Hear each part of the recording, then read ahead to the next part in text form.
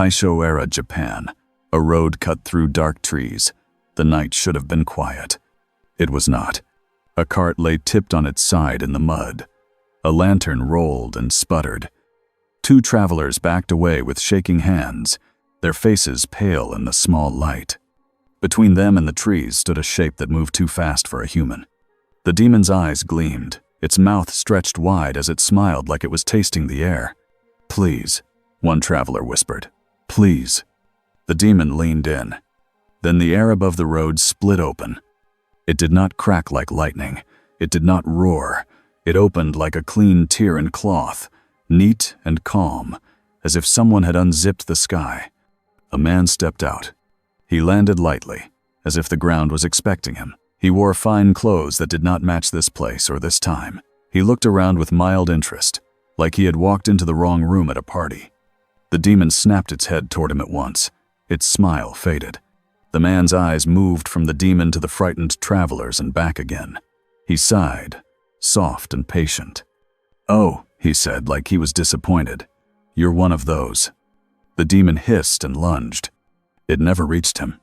The demon froze mid-step, its body locked in place like a statue. Its claws trembled, trying to move. Its jaw opened and closed, but no sound came out for a second, like its throat forgot how to work. The man took a slow step closer. He did not raise a fist. He did not draw a weapon. He only looked at the demon like it was a problem in front of him. "Tell me," he said. "What do you want?" The demon's eyes darted left and right. Its body still would not obey it. A thin, wet sound came from its throat. "Food," it spat at last. "Blood." "Not what you need," the man corrected, gentle and flat. "What you want." The demon's lips peeled back. "I want to live." The man's mouth curved a little. It was not warmth. It was something closer to amusement. "Of course you do," he said. "Everyone does. Even when they shouldn't." The travelers stared. They had never seen anyone speak to a demon like this. Not with fear, not with hate. Just like it was a loud dog that needed training. The demon's eyes widened. Something in the air around the man pressed down like a heavy hand. The demon's pupils shook. It whispered, voice thin, "No, no, that smell, that pressure, you're—" A sharp sound cut through the night. Footsteps. Fast, light, controlled. A boy in a checkered haori burst onto the road, sword already in hand. His earrings swung with the motion. His eyes took in the cart, the travelers, the demon, and then stopped on the man. Tanjiro Kamado's breath caught. The demon was alive. It was not decapitated, but it was not moving either. It stood like it had been pinned to the world itself. And the man in fine clothes stood in front of it, calm as a clear pond. Tanjiro slid between the travelers and the demon out of habit. His stance was tight and ready, but his eyes flicked to the man again. "Get back," Tanjiro warned, voice low. "It's dangerous." The man blinked slowly, as if Tanjiro had spoken in a funny accent. "Oh?" the man said. "Is it?" Tanjiro smelled the air. The demon stank of old blood and rot. That was normal. But the man did not smell human. He did not smell demon. His scent was clean and sharp, like cold metal and rain, and something else Tanjiro could not name. Not evil, not kind, just heavy, like the sky before a storm. Tanjiro tightened his grip. "Who are you?" he asked. The man looked at Tanjiro's sword. His gaze lingered on the blade, then lifted to Tanjiro's face. "You're very young to be carrying that," he said. Tanjiro's jaw set. "I'm a demon slayer." The man's eyes brightened, just a little. How brave. Tanjiro did not like the way he said it. It sounded like praise and insult at the same time. The demon tried again to move. Its shoulders jerked. Its fingers twitched. The man did not even glance at it. Tanjiro shifted his feet, preparing to strike. This demon could break loose any second. He could not risk the travelers. The man spoke again, calm as ever. "Do you kill all of them?" he asked. "Every time? No questions?" Tanjiro frowned. "They eat people." "Some do," the man said.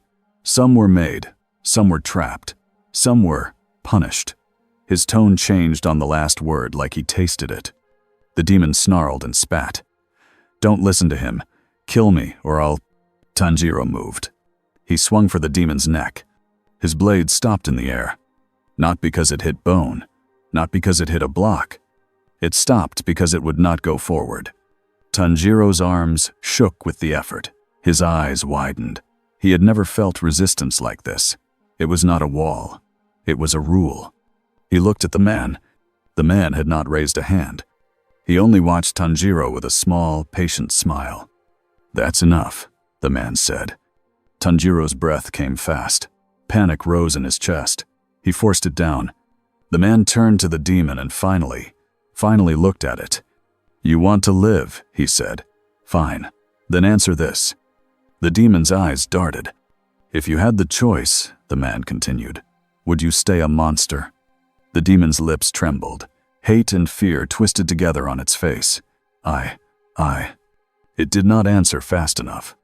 The man sighed again, like he had expected that. He snapped his fingers. It was a small sound.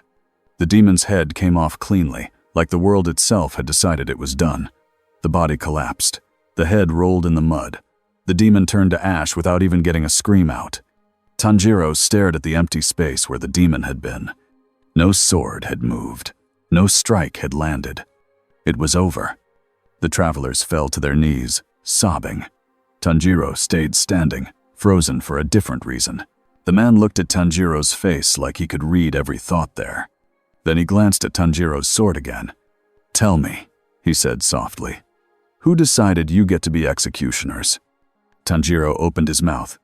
No answer came out. Because for the first time since his family died, he could not tell if the most dangerous thing in front of him had just been the demon, or the man who ended it like it was nothing. By dawn, Tanjiro had made a decision he did not like. He could not leave this man alone in Japan. He also could not fight him. So he did the only thing he could. He told him to come with him. The man walked beside Tanjiro as if he had been invited, hands in his pockets, eyes taking in the villages, the fields, the wooden bridges, and the people waking up to another day. He looked amused when he saw coins being used. He looked curious when he saw prayer offerings at small shrines. He looked bored when nothing tried to kill him. Tanjiro kept glancing at him. Every time, the man's expression was calm. Sometimes it was almost kind. Sometimes it was sharp like a blade. Tanjiro tried again. "What should I call you?" The man tilted his head. "Must you call me anything?" Tanjiro blinked. "It's polite." "Polite," the man repeated, as if tasting the word. "Fine. Call me Lucifer." Tanjiro paused, confused. The name meant nothing to him. It sounded foreign, like a word from a book he had never read. "Lucifer," Tanjiro said carefully. "Where are you from?" Lucifer smiled without showing teeth. "Far." That was not helpful. Tanjiro's patience was being tested, and Tanjiro was not used to being the one who did not know what to do. When they reached a hidden meeting point, Tanjiro expected pushback. He expected anger. He got both. The Demon Slayer Corps did not have a single tower or fortress that everyone knew. It was hidden by design. But there were places that felt like the center of a web. Safe houses, wisteria fences, rooms where Hashira could gather. The moment Lucifer stepped into one such place, the air changed. People who had seen demons for years felt something different. It was not fear of teeth or claws. It was fear of the unknown. Gyu Tomioka stood near the entrance, arms folded. His eyes were calm, but his body was ready. He looked at Lucifer like he looked at a river in flood. Quiet, but dangerous. Shinobu Kocho stood with a soft smile, hands folded, voice light. "What a strange guest," she said. "Tanjiro, did you pick him up on the road like a lost cat?" Tanjiro flushed. It wasn't like that. He stopped a demon without a sword. Shinobu's eyes narrowed just a little, while her smile stayed in place. Without a sword. Sanemi Shinazugawa was there too, and he did not bother with smiles. He stepped forward, eyes wild. "He stinks wrong," Sanemi said. "Not demon, not human. What is he?" Lucifer met Sanemi's stare like it was entertainment. "I'm visiting." Lucifer said. Sanemi's hand twitched toward his sword. I'll cut you down. Lucifer's gaze flicked to the sword, then back to Sanemi's face. You can try, he said, polite, but you won't enjoy it. Sanemi surged forward anyway. Giyu moved at the same time, hand on Sanemi's arm, stopping him. Not here, Giyu said. Sanemi jerked free. You're protecting him? I'm stopping you from being stupid, Giyu replied, flat and calm. Tanjiro exhaled, grateful for that small bit of control. He looked at Lucifer. Please, Tanjiro said, just cooperate. We need to understand what you are. Lucifer's eyes softened a fraction when Tanjiro spoke, not because Tanjiro had power, because Tanjiro had honesty. Understand, Lucifer said. Everyone always wants that. They brought him before Kagaya Ubuyashiki. It was not a courtroom. It was not a throne room. It was simple, clean, quiet. The kind of place where voices naturally lowered. Kagaya sat with a gentle stillness. His face showed the marks of illness, but his eyes were clear. Beside him, attendants stood ready, calm and watchful. Lucifer stepped in like he belonged there. Tanjiro felt the tension from the Hashira behind him. Like bowstrings pulled tight. Kagaya spoke first, voice soft. Welcome, Kagaya said. Thank you for coming peacefully. Lucifer's smile returned, bright but unreadable. Oh, I can do peaceful. Kagaya nodded as if that was a serious answer. I am Kagaya Ubuyashiki, Kagaya said, leader of the Demon Slayer Corps. These are my strongest swordsmen and women. Lucifer glanced around. His eyes lingered on each Hashira like he was counting them. So many children, he said. Sanemi bristled. Shinobu's smile flickered. Kagaya did not react.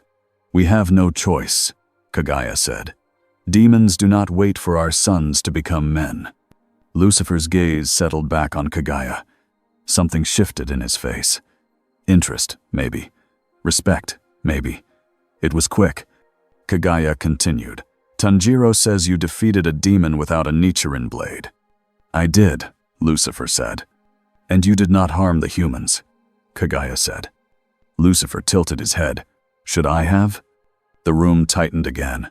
Tanjiro stepped forward without thinking. No. Lucifer looked at him, amused. Good, we agree. Kagaya held up a hand slightly. The room eased by a hair. I will ask directly, Kagaya said. Are you a demon? Lucifer's eyes widened in mock shock. Do I look hungry to you? Shinobu spoke lightly. Some demons hide their hunger well. Lucifer's gaze slid to her. And you hide your anger well. Shinobu's smile stayed, but her eyes sharpened. Tanjiro felt it like a chill. Kagaya asked the next question. Are you human? Lucifer's answer came without pause. No. Silence. Tanjiro felt his heart beat harder. Kagaya did not flinch. Then what are you? Lucifer's smile faded. His voice stayed calm. I'm not from here, he said. That should be enough for now. Sanemi made a sound like a growl. Not enough. Kagaya's eyes stayed on Lucifer. If you are not from here, you must have come from somewhere. From a place, from a system, a world. Lucifer's gaze turned distant for a moment. When he spoke again, he gave clean pieces, like he was placing stones on the floor. There is a place where souls go, Lucifer said. Some call it punishment. Some call it justice. Some call it a story to scare children. Tanjiro swallowed. Shinobu stopped smiling. I ran that place, Lucifer continued, for a long time. Sanemi's lips curled. Liar. Lucifer's eyes flashed with something sharp, but his tone did not change. I don't lie, he said. The room felt colder. Tanjiro did not know why, but he believed him. Lucifer added, I left. Kagaya's voice stayed gentle. Why? Lucifer's mouth curved again, but this time it looked tired. Boredom, he said simply. And principle. Tanjiro blinked. Principle? Lucifer glanced at Tanjiro. People love blaming the jailer for the crimes of the prisoners. Shinobu's voice was sweet. So you were a warden? Lucifer smiled. You could call me that. Kagaya nodded slowly. And now you are here. Lucifer spread his hands. Apparently, Kagaya's gaze sharpened, though his voice stayed soft. Our enemy is Muzan Kibutsuji, Kagaya said. He is the first demon. He makes others. He kills without limit. He has escaped us for 1,000 years. Lucifer's eyes flicked to the wisteria outside the window. 1,000 years, he repeated. You've been busy. Kagaya went on.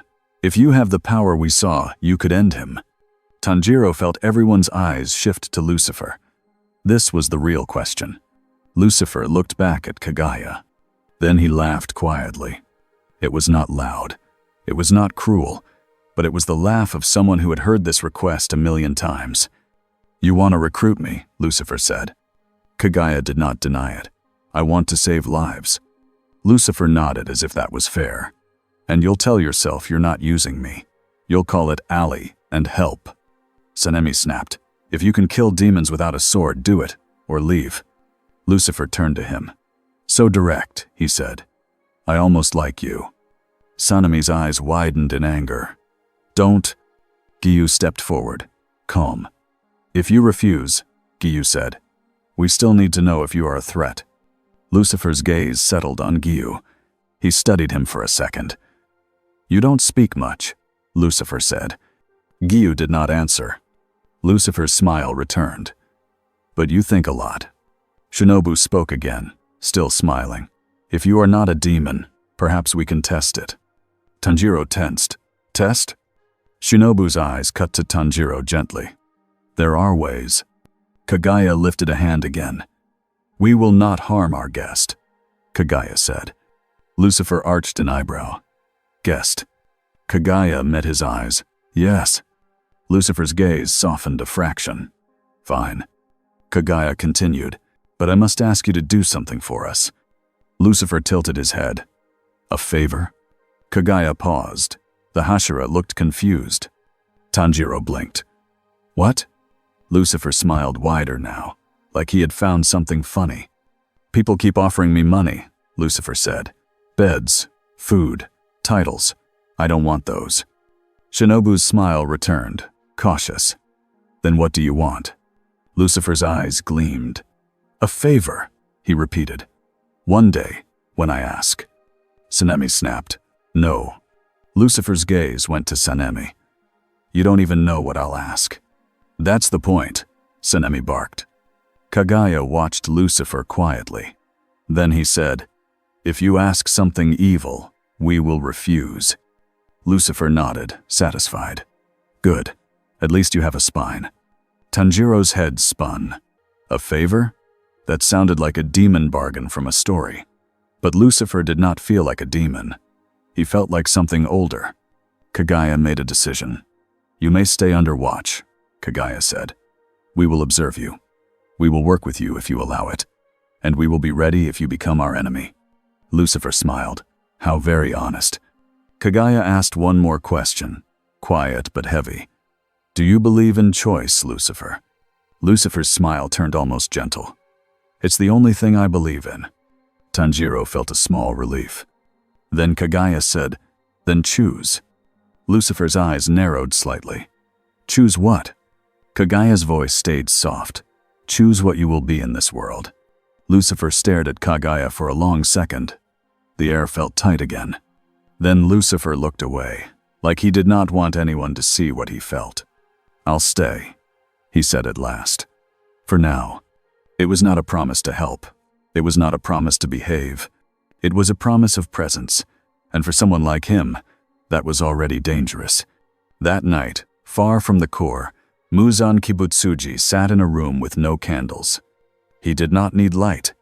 He held a glass of something dark and watched the city through a thin screen. A demon knelt in the corner, trembling. Muzan listened to the report in silence.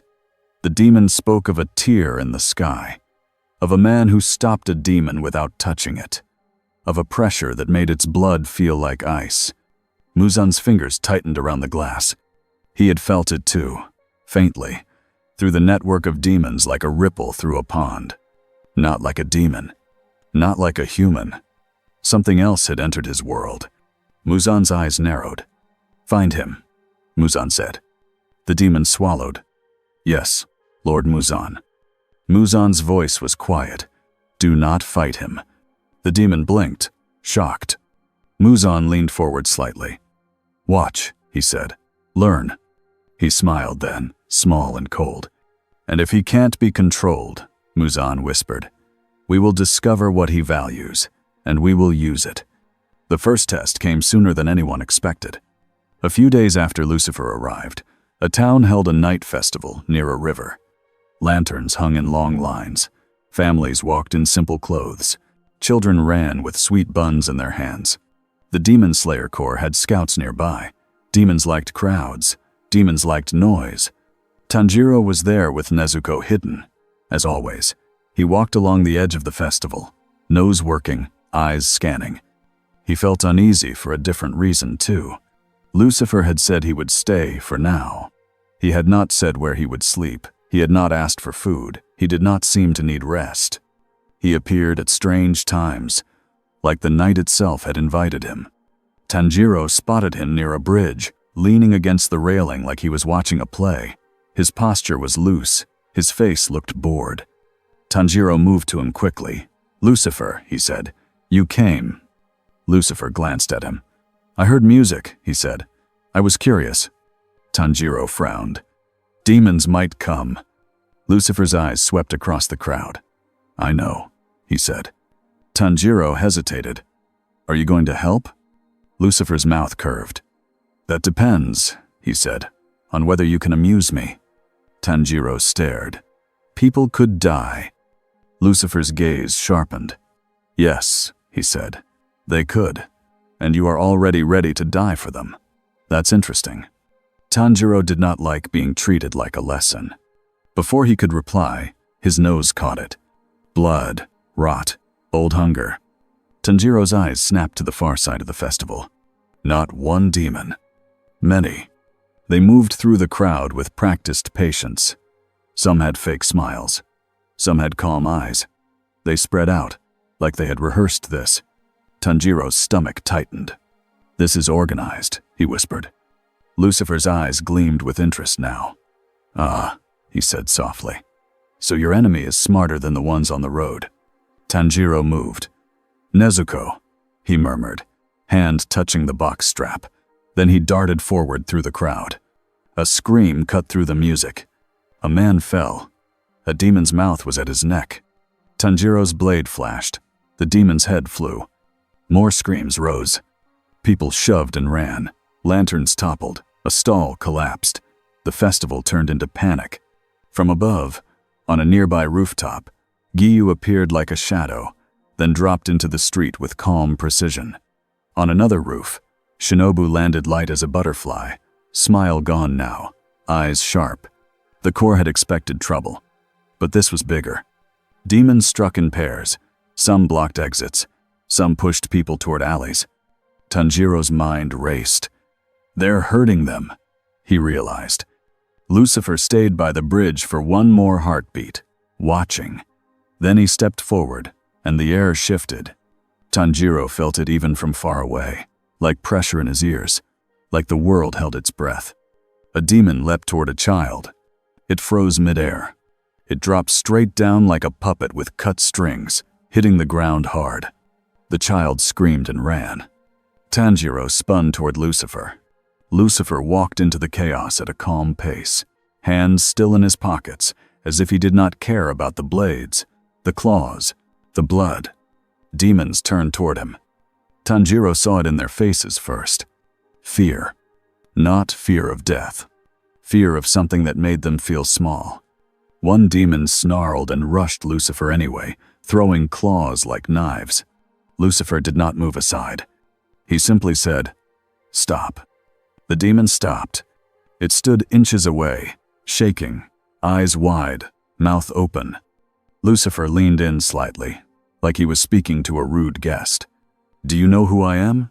Lucifer asked. The demon's voice came out as a broken whisper. "No." Lucifer smiled. "Good," he said. "Then don't pretend you can threaten me." He flicked his fingers. The demon turned to ash. Tanjiro's breath caught. It was like watching a storm choose where to strike. Giyu saw it too. Tanjiro could read it on Giyu's face. He did not understand, but he understood enough. Shinobu's eyes narrowed, taking in every detail, like she wanted to bottle it. Tsunemi was not here. Tanjiro almost felt grateful. The demons adapted fast. They stopped rushing Lucifer one by one. They spread out wider. They used humans as cover. They attacked from behind crowds. Tanjiro's jaw clenched. They're trying to make him hesitate, he thought. Lucifer noticed too. He sighed. Annoyed. Clever, he said, voice low. Tanjiro fought through an alley, cutting down a demon with a clean strike. He turned a corner and nearly crashed into a woman holding her baby. Her eyes were wide with terror. Behind her, a demon crawled along the wall, mouth open, drool hanging. Tanjiro stepped in front of her. Before he could swing, the demon's body slammed into the wall as if something invisible had grabbed it and thrown it. It stuck there, pinned. Lucifer stood at the alley mouth, looking down the narrow path like it was a hallway in his own home. Tanjiro stared. You? Lucifer looked at the mother and child. His expression softened for half a second. Go, he told the mother. She ran without a word. Tanjiro faced the pinned demon. It thrashed, unable to move free. Tanjiro raised his blade. Lucifer's voice came, calm. Do what you do, he said. Tanjiro swallowed and cut. The demon's head fell. It dissolved. Tanjiro looked back at Lucifer. Why are they doing this? Tanjiro asked. Why so many? Lucifer's eyes tracked the rooftops. Someone wants to see what I'll do, he said. They want data. Tanjiro's heart sank. Muzan. Lucifer's smile returned. Sharp. Muzan, he repeated. That's the name. Then the ground under them trembled. Not like an earthquake. Like a door opening under reality. Tanjiro stumbled. His stomach lurched. The air felt wrong, thin and stretched. Lantern lights flickered. The river's reflection twisted. People screamed as the street seemed to bend. A woman near the river slipped and vanished like she fell through the ground, but the ground did not break. Tanjiro's eyes widened. What was that? Lucifer's gaze locked onto the space itself. His face changed. For the first time since Tanjiro met him, Lucifer looked fully alert. That, Lucifer said, voice low, is not your demons. More civilians began to slide, slow at first, like walking on ice. Their feet lost grip on the world. A child grabbed a post and screamed for his father. The father grabbed him back. Both began to sink. Tanjiro ran toward them, panicked. He reached out. His fingers brushed the child's sleeve and felt something cold, like touching the edge of a blade made of air. Lucifer moved. Fast. He was suddenly beside Tanjiro. He grabbed Tanjiro's wrist and pulled him back with a strength that did not feel like muscle. It felt like command. Don't touch it, Lucifer said. Tanjiro's chest heaved. People are falling. I can see, Lucifer said. His eyes swept the street. His face stayed calm, but the calm was different now. It was not boredom. It was focus. Across the festival, a wall of darkness rippled for a second. A strange sound came, like a plucked string. The air folded. Tanjiro smelled it. Not demon. Not human. A woman's scent cold, distant, like a room with no windows. An upper moon, Tanjiro realized, dread rising. A demon on a rooftop grinned down at them with a look that was too relaxed. It wasn't there to win. It was there to watch. Lucifer looked up and met the demon's eyes. The demon's smile faltered. Lucifer raised one hand slightly, palm open, fingers relaxed. The air around them tightened. Tanjiro felt it like pressure in his bones. The demon's face went pale. It vanished backward, melting into shadow, escaping before Lucifer could close his hand. Lucifer's mouth turned down. Smart, he said. Then he looked back at the civilians slipping into the bending space. Tanjiro's voice shook. Can you stop it? Lucifer stared at the tear in the street like it offended him. I can, he said. Tanjiro's relief hit like a wave.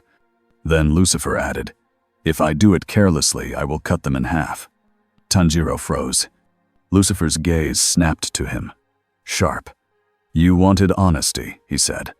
There it is. Tanjiro swallowed hard. Then, what do we do? Lucifer's eyes moved across the battlefield again. Demons still attacked at the edges. Hashira moved fast, protecting people, cutting threats down, trying to keep the crowd from panicking into the worst areas. Lucifer took a breath, slow. Then he spoke, and Tanjiro realized he was not talking like a fighter. He was talking like a commander. Gyu, Lucifer called, voice carrying without shouting. Gyu's head turned at once. Lucifer pointed to the river path. Block that side. Push civilians toward the bridge. Keep them away from the fold. Gyu did not ask why. He moved. Lucifer looked to Shinobu. You, he said. Shinobu's eyes narrowed, insult flaring, then she felt the urgency and swallowed it. Lucifer pointed to the stalls. Keep the demons from driving the crowd back into it. If the crowd surges, people die. Shinobu's jaw tightened. She nodded once and vanished into motion. Tanjiro stared at Lucifer. You're giving orders. Lucifer glanced at him. Yes, he said. Try to keep up. Tanjiro's cheeks burned, but he ran, because he could not argue while people were sinking into nothing. He moved through the crowd, shouting for calm, grabbing hands, guiding children, pushing people to solid ground. Nezuko's box bumped against his back as he ran. He prayed she stayed hidden. Lucifer stepped closer to the warped space. He crouched, like he was listening. Then he placed 2 fingers on the air an inch above the ground. Tanjiro watched from several steps away, heart pounding. Lucifer's fingers moved slowly, tracing a line, and the warped air reacted like it was alive. It tightened where he touched. It resisted him. It tried to pull away. Lucifer's eyes narrowed. So that's how it is, he murmured. He pressed down. The warped space shuddered. A woman who had been sinking stopped. She clawed at the ground and crawled back, sobbing. Tanjiro's breath caught. It's working! But then the tear pulled back harder, like something on the other side tugged it open. Tanjiro saw the street ripple again. Lucifer's expression stayed calm, but his jaw tightened. Someone is holding the door, he said, and there was anger in his voice now, quiet, controlled anger. Tanjiro looked around wildly. Who? Lucifer's eyes lifted toward the rooftop line where the upper moon had been. It doesn't matter, Lucifer said. Not yet. He stood. For a second, he looked taller than he should have, like the space around him straightened because he was there. Lucifer raised his hand again. This time he did not flick his fingers. He closed his hand into a fist. The warped space snapped inward like a rope pulled tight. Tanjiro heard a sound like glass cracking, but nothing broke. Instead, the wrongness shrank, forced into a smaller and smaller point. People who had been sliding suddenly fell backward onto solid ground, coughing and crying. Tanjiro rushed to help them up. The demons saw their chance fading.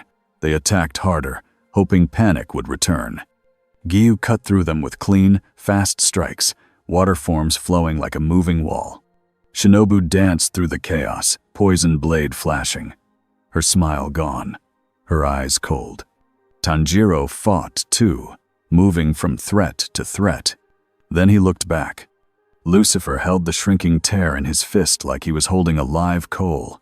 His arm did not shake. His eyes did not blink. But Tanjiro saw something else. Lucifer was being careful. He was not using full force. He was controlling a disaster with the lightest touch he could manage. And that meant he was choosing the slower path, the harder path, because people were in the way. Tanjiro felt something shift in his chest. Maybe Lucifer was not kind in the usual way, but he was not careless. The tear shrank to the size of a coin. Lucifer's fingers opened slowly. The coin-sized fold hovered for a second in the air, spinning like a tiny black mirror. Lucifer stared at it, eyes sharp. Then he pinched it between 2 fingers. It disappeared. The air relaxed. The street stopped bending. The lantern light steadied. For a moment, the festival was silent, except for sobbing and the crackle of overturned lantern oil.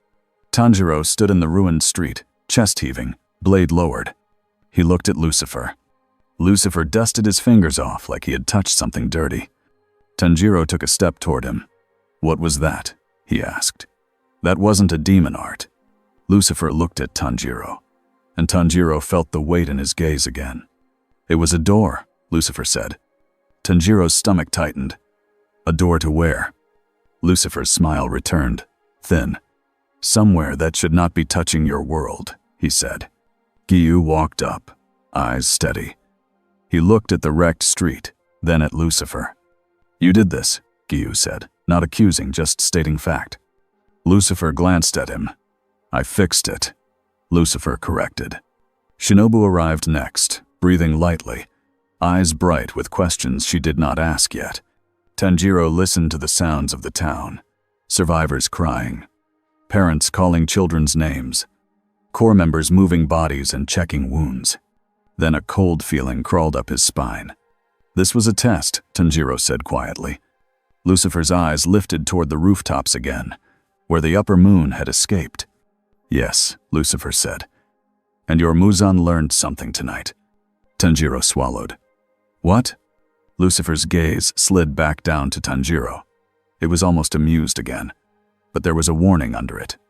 "He learned I can end his pieces," Lucifer said. "He also learned I won't tear humans apart just to win faster." Tanjiro's fist tightened. "He'll use that." Lucifer nodded once. "Of course he will," he said. "That's what clever monsters do." Tanjiro's voice rose, frustration breaking through. "Then why not go straight to him and finish it?" Lucifer's eyes narrowed slightly. The air around him felt colder for a second. "Because I don't like being pushed," Lucifer said. Tanjiro flinched, then steadied himself. "People will die while you decide what you feel like doing." Lucifer stared at him. For a heartbeat, Tanjiro thought Lucifer might be angry. Instead, Lucifer smiled. It was small, real enough to be dangerous. "You're brave," Lucifer said, "and annoying." Tanjiro's face flushed with anger. "I'm trying to save people." "And I'm trying," Lucifer said softly, "to decide what I am in your little war." Tanjiro's breath came hard. He wanted to shout. He wanted to plead. He wanted to understand. But he also remembered the careful way Lucifer had held the tear shut. Lucifer looked at the broken street and the frightened survivors. Then he looked back at Tanjiro. "Here's my price," Lucifer said. Tanjiro stiffened. "Price?" Lucifer's eyes gleamed. "A favor," he said, like it was a joke only he understood. Shinobu's smile twitched back onto her face. "I knew it," she murmured. Tanjiro swallowed. "What favor?" Lucifer turned and began walking, as if the conversation was already decided. "I'll tell you later," Lucifer said over his shoulder. "That's how favors work." Giyu watched him go, eyes unreadable. Shinobu watched him like he was a puzzle she wanted to take apart. Tanjiro stood in the ruined street, surrounded by people who were alive only because a stranger had decided to be careful. And far away, in the dark, Muzan Kibutsuji smiled. Not because his demons had won, because they had survived long enough to bring him what he really wanted. Information. A new predator had entered the world, and it had limits. The town did not sleep after the festival. Even when the sun rose, the streets still looked wrong. Burned lantern paper clung to fence posts. Broken stall boards leaned at angles. People scrubbed blood off stone with buckets of river water, even though they knew it would stain. Tanjiro stood near the bridge, where the river ran calm again.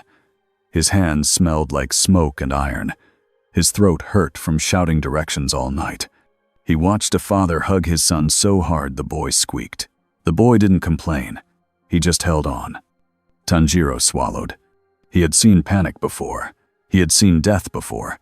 But the tearing, the slipping into nothing, that was new. And Lucifer had held it shut like it was a door that annoyed him. Tanjiro turned his head. Lucifer stood a few steps away, looking at the river as if it was a painting. He looked clean, too clean, like the night had never touched him. Tanjiro walked over, careful with his words. "You saved them," Tanjiro said. Lucifer didn't look at him. "I didn't save everyone," he replied. Tanjiro flinched. He knew. He had heard the screams. He had smelled the blood. A few people were gone before anyone could reach them. Tanjiro's fingers tightened around the strap of Nezuko's box. What was that place? Tanjiro asked. Where they were falling. Lucifer's eyes finally moved to Tanjiro. His gaze was sharp, like he was measuring the question. A pocket, Lucifer said. A fold. A space that shouldn't be here. That demon did it? Tanjiro asked. Lucifer's mouth curved slightly. A demon opened it, he said. But the door already wanted to exist. Tanjiro didn't understand, but he felt the warning under it. He looked down at the street where the ground had bent. It looked normal now, but Tanjiro could still feel how wrong it had been. The Corps moved in around them. Cleanup, quiet talks, checking on survivors. A few slayers looked at Lucifer like he was a weapon sitting on a table. Others looked at him like he was a bomb. Gyu approached in silence, stepping around broken boards. He stopped close enough to speak, far enough to move if needed. You said it was a door, Gyu stated. Lucifer's eyes slid to him. I did. Then doors have two sides, Gyu said. Lucifer's smile was small. Very good. Gyu's face didn't change. What is on the other side? Lucifer looked away again, toward the river. Something that doesn't belong in your war, he said. Yet. Gyu studied him. Tanjiro could feel Gyu's thoughts without hearing them. Gyu didn't trust Lucifer, but he also didn't panic. He watched. He saved his fear for the right moment. Shinobu arrived a heartbeat later, her steps light. Her smile was back, but it didn't reach her eyes. Well, she said, looking around at the wreckage. That was exciting. No one laughed. Shinobu's gaze moved from the ruined street to Lucifer's clean hands. You didn't use a blade, she said softly. Lucifer glanced at her. No. Shinobu's voice stayed sweet. How did you turn a tear in space into a coin? Lucifer's eyes flicked with amusement. How did you turn a bug poison into demon death? He asked back. Shinobu's smile sharpened. Practice. Lucifer nodded as if satisfied. Then there's your answer. Tanjiro looked from one to the other, uneasy. Shinobu didn't ask questions just to ask. She asked because she was already building plans in her head. A crow landed on a post nearby. Feathers ruffled from hard flight. Kaguya-sama calls you, it croaked. Report, now. Tanjiro stiffened. The Corps leader wouldn't wait. Lucifer tilted his head. Does the bird always speak like that? He asked. Tanjiro blinked. Yes. Lucifer hummed. Charming. They traveled before noon, hidden paths, quiet roads, wisteria shadows. Tanjiro kept his eyes on villagers they passed. Some looked relieved, some looked suspicious. A few whispered about a silver-eyed noble with a voice like cold water. Rumors spread fast in a scared world. By the time they reached the meeting place, more Hashira were already there. Sanemi stood with his arms crossed, eyes hard. The moment Tanjiro walked in with Lucifer, Sanemi's mouth curled. So you brought him, Sanemi said. Great. Now we can decide if we kill him. Tanjiro's stomach twisted. Sanemi. Quiet, Sanemi snapped. Lucifer looked at Sanemi like he was watching a dog bark behind a fence. You still want to try? Lucifer asked. Sanemi's knuckles whitened. I don't like things I can't cut. Lucifer's smile widened. That sounds like a personal problem. The room tightened. Kaguya's voice cut through the tension, gentle but firm. That's enough, Kaguya said. Everyone fell silent. Kaguya sat as before, calm and pale, as if violence and fear were just weather outside his window. His eyes moved over the group. Tell me what happened, Kaguya said. Tanjiro stepped forward and explained, using simple words. He described the demons moving in groups. The crowd, the street bending, people slipping away. He described Lucifer holding the tear shut. Kaguya listened without blinking. When Tanjiro finished, Kaguya turned his gaze to Lucifer. You helped, Kaguya said. Lucifer shrugged. I disliked the mess. Shinobu spoke smoothly. It wasn't just a mess, Kaguya-sama. That space fold was not normal. It acted like it was connected to something else. Kaguya nodded. Infinity Castle, he said quietly. Tanjiro's heart jumped. You think it was connected to Muzan's castle? Kagaya's eyes stayed calm. It is possible, he replied. And if it is possible once, it may be possible again. Sanemi slammed his palm onto a wooden beam. Then we should strike now, he shouted. If this thing can close doors, we use it to reach Muzan and finish it. His eyes cut to Lucifer. Do it. Lucifer didn't move. He didn't even look offended. He looked bored again. I don't like being ordered, Lucifer said. Sanemi leaned forward, anger flaring. People are dying. Lucifer's eyes snapped to Sanemi's face. The temperature in the room seemed to drop without any wind. Yes, Lucifer said, voice calm. And you believe yelling makes the world fair. Sanemi's breath hitched. His body tensed like he wanted to lunge. Giyu stepped half a pace closer to Sanemi, ready to stop him again if needed. Kagaya lifted one hand. Sanemi, Kagaya said softly. Sit. Sanemi's jaw worked. Then, with visible effort, he stepped back. Kagaya turned to Lucifer again. I will not order you, Kagaya said. I will ask. When you see Muzan, will you kill him? Lucifer stared at Kagaya for a long moment.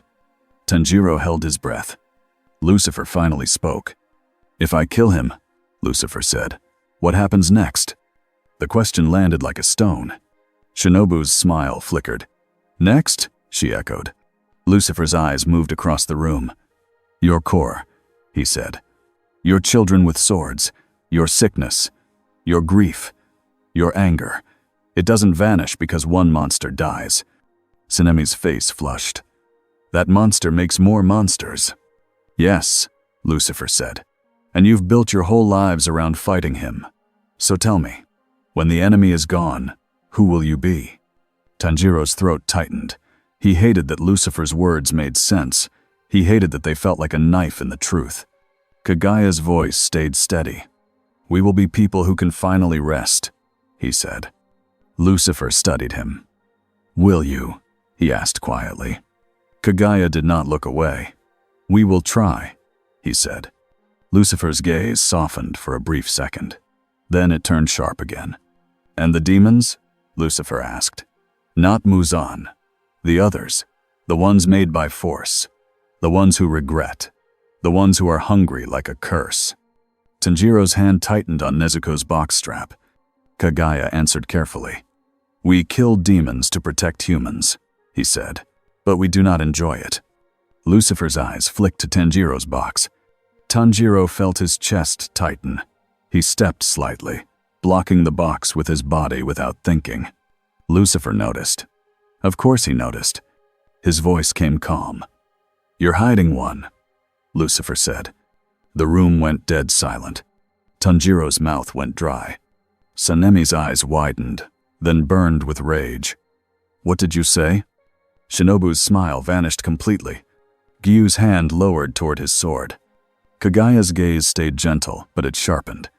Tanjiro forced himself to speak. Nezuko is my sister, he said, voice shaking but clear. She is a demon, but she doesn't eat humans. She fights with me. Sanemi took a step forward like he was about to explode. You brought a demon into this room. Kagaya raised his hand again. Enough, he said. Quiet. Lucifer looked at Tanjiro, eyes bright with something like interest. You've done something rare, Lucifer said. You're trying to prove a monster can choose. Tanjiro swallowed. She isn't a monster, he said. Lucifer didn't argue. He only tilted his head. Then show me, Lucifer said. Tanjiro's hands trembled as he set the box down. He opened it carefully. Nezuko pushed herself up, blinking in the light. Her bamboo muzzle was in place. She looked around, alert. Her eyes landed on Tanjiro first, then on the others. Then they landed on Lucifer. Nezuko froze, not in fear like a normal demon. In confusion, like her body didn't know what rules applied to him. Lucifer crouched slightly, bringing his eyes closer to hers. He didn't reach out. He didn't threaten. He spoke softly. Hello, he said. Nezuko's shoulders tensed.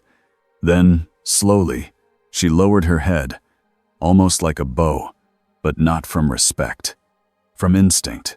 like something in her recognized something bigger. Tanjiro felt sick. Lucifer looked at her for a long second. Then he rose. "She's holding herself back," Lucifer said. "That takes effort." Tanjiro's chest loosened by an inch. "Yes," he said quickly. "She does." Sanemi's voice was tight with hate. "She's still a demon." Lucifer glanced at Sanemi. "And you're still angry," he said. "It doesn't make you right." Sanemi's breath came hard. Kagaya spoke, calm and measured. "Lucifer," Kagaya said, "you ask what comes after Muzan. I ask what comes after you." Lucifer's eyes shifted back to Kagaya, curious. Kagaya continued. "You are powerful," he said. "More powerful than anything we understand. That creates fear, not because we hate you, because we cannot plan for you." Lucifer smiled faintly. "Smart," he said. Kagaya's voice stayed gentle. "If you stay in this world, we must know your aim," he said. "Even if you won't join us." Lucifer leaned back against a post like he was relaxing. "My aim," he repeated. He looked around the room, at the young swords, at Kagaya's calm face, at Tanjiro's stubborn eyes, at Nezuko's quiet restraint. "I don't like systems that pretend they're justice," Lucifer said. "I don't like prisons built out of lies." Shinobu's eyes narrowed. "Are you calling us a prison?" she asked. Lucifer's gaze slid to her, amused. "I'm calling your world unfinished," he said. "It has rules that leak." Tanjiro felt a chill. "Leak?" he repeated. Lucifer's eyes lifted, distant. "That tear last night," he said. "It wasn't just demon blood art. It felt like a boundary that has been scratched." Kagaya's gaze sharpened. "By what?" he asked. Lucifer's smile faded. "Perhaps by me," he said. The room tightened again. Sanemi's voice shook with fury. "So you caused it." Lucifer didn't deny it. "I arrived," he said.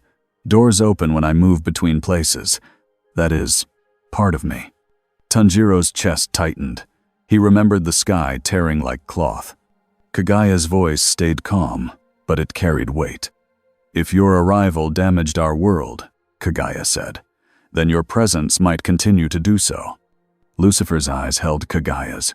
"Yes," he said simply. Tanjiro couldn't stop himself. "Then why are you still here?"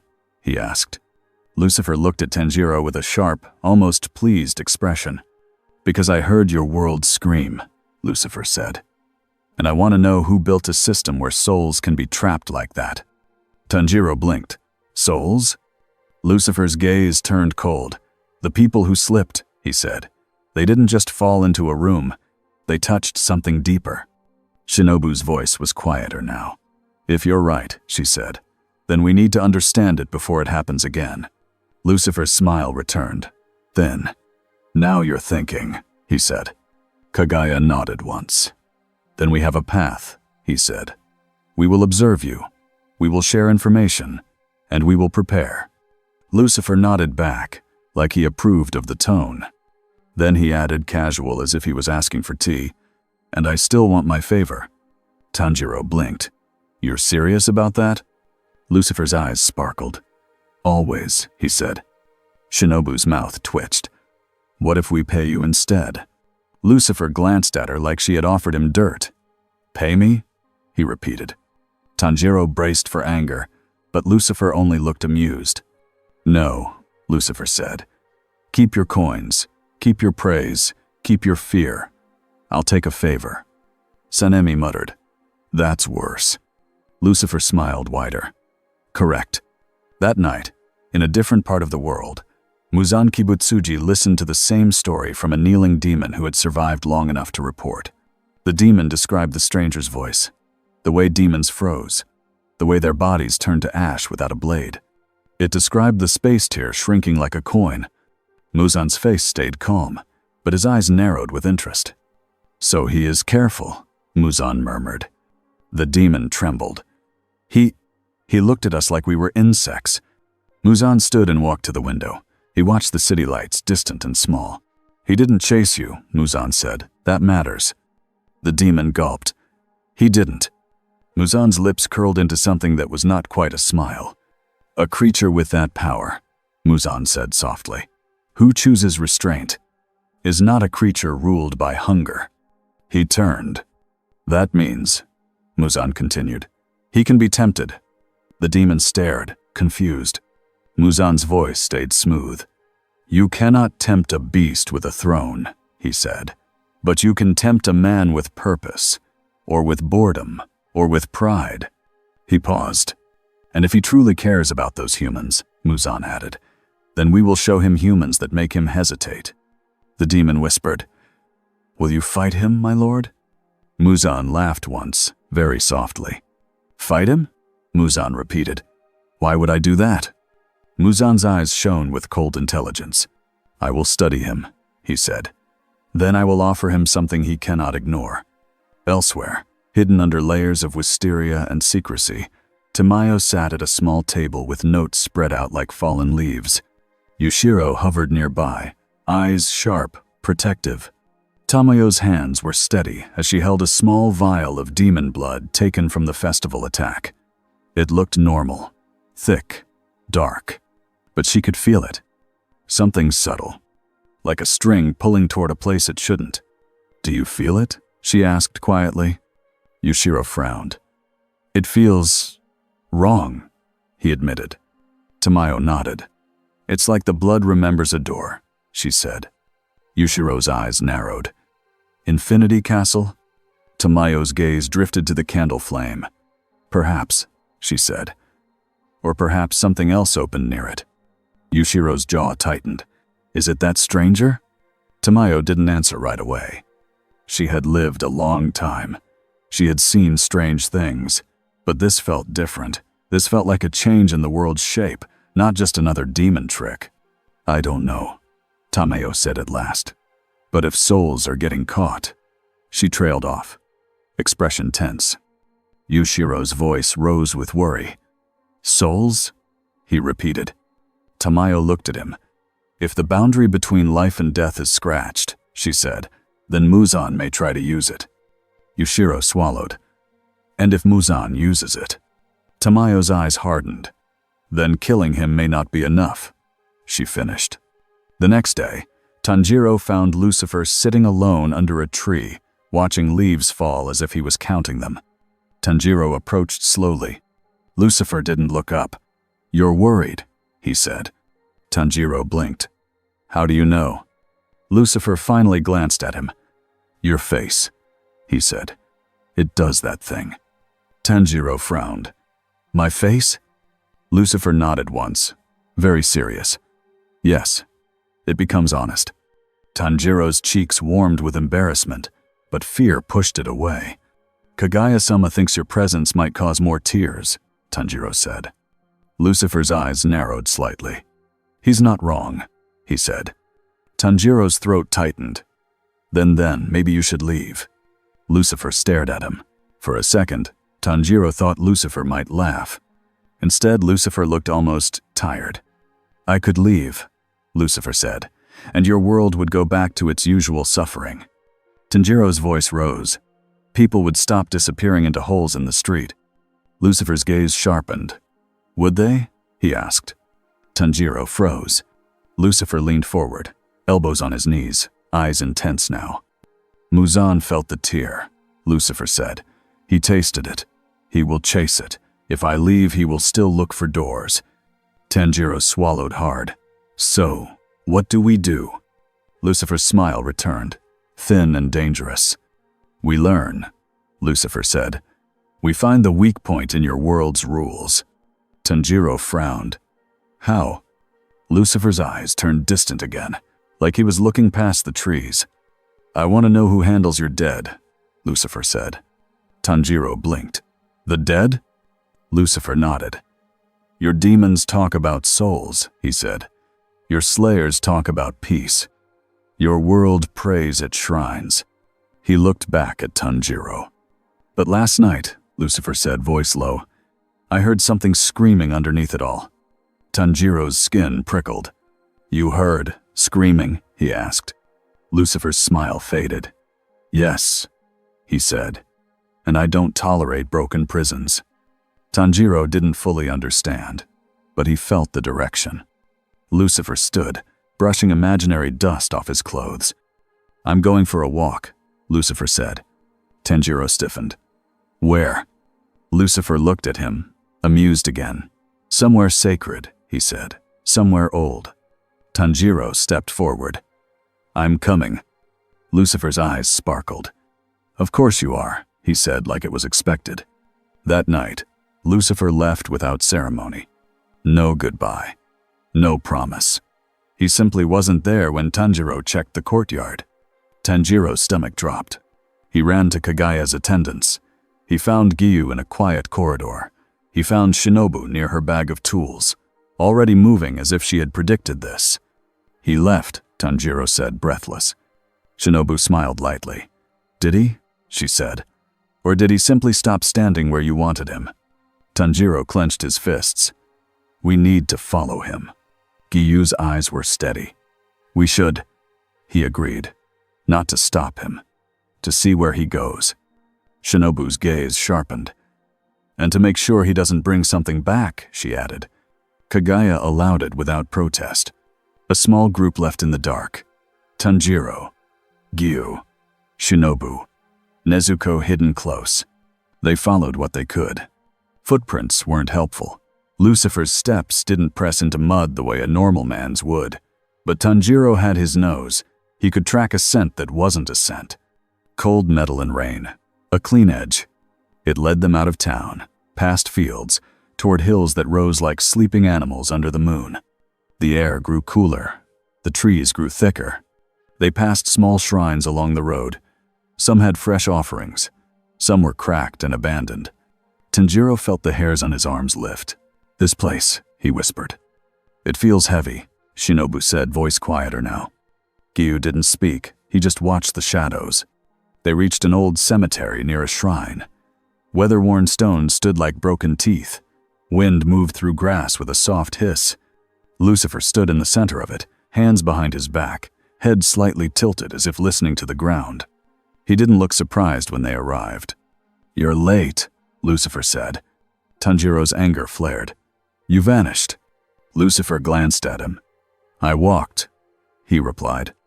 Shinobu's smile returned, thin. "You didn't tell anyone." Lucifer's eyes moved to her. "No," he said. "I didn't ask permission." Giyu stepped forward, calm. "Why here?" he asked. Lucifer looked around at the graves. "Because the dead are loud here," he said. Tanjiro swallowed. "Loud?" he echoed. Lucifer crouched and placed his fingers near a grave marker, without touching it. His eyes half-lidded, focused. "I can feel the edge," Lucifer said softly. "The line between where they should go and where they are being held." Tanjiro's stomach twisted. "Held by who?" he asked. Lucifer's gaze lifted toward the trees. "By a system," Lucifer said. "By fear. By hunger. By lies." Nezuko shifted inside her box, restless. Tanjiro felt it through the strap. He steadied it with one hand. Shinobu's voice sharpened. "What exactly are you doing?" she asked. Lucifer stood. "Finding the hinge," Lucifer said.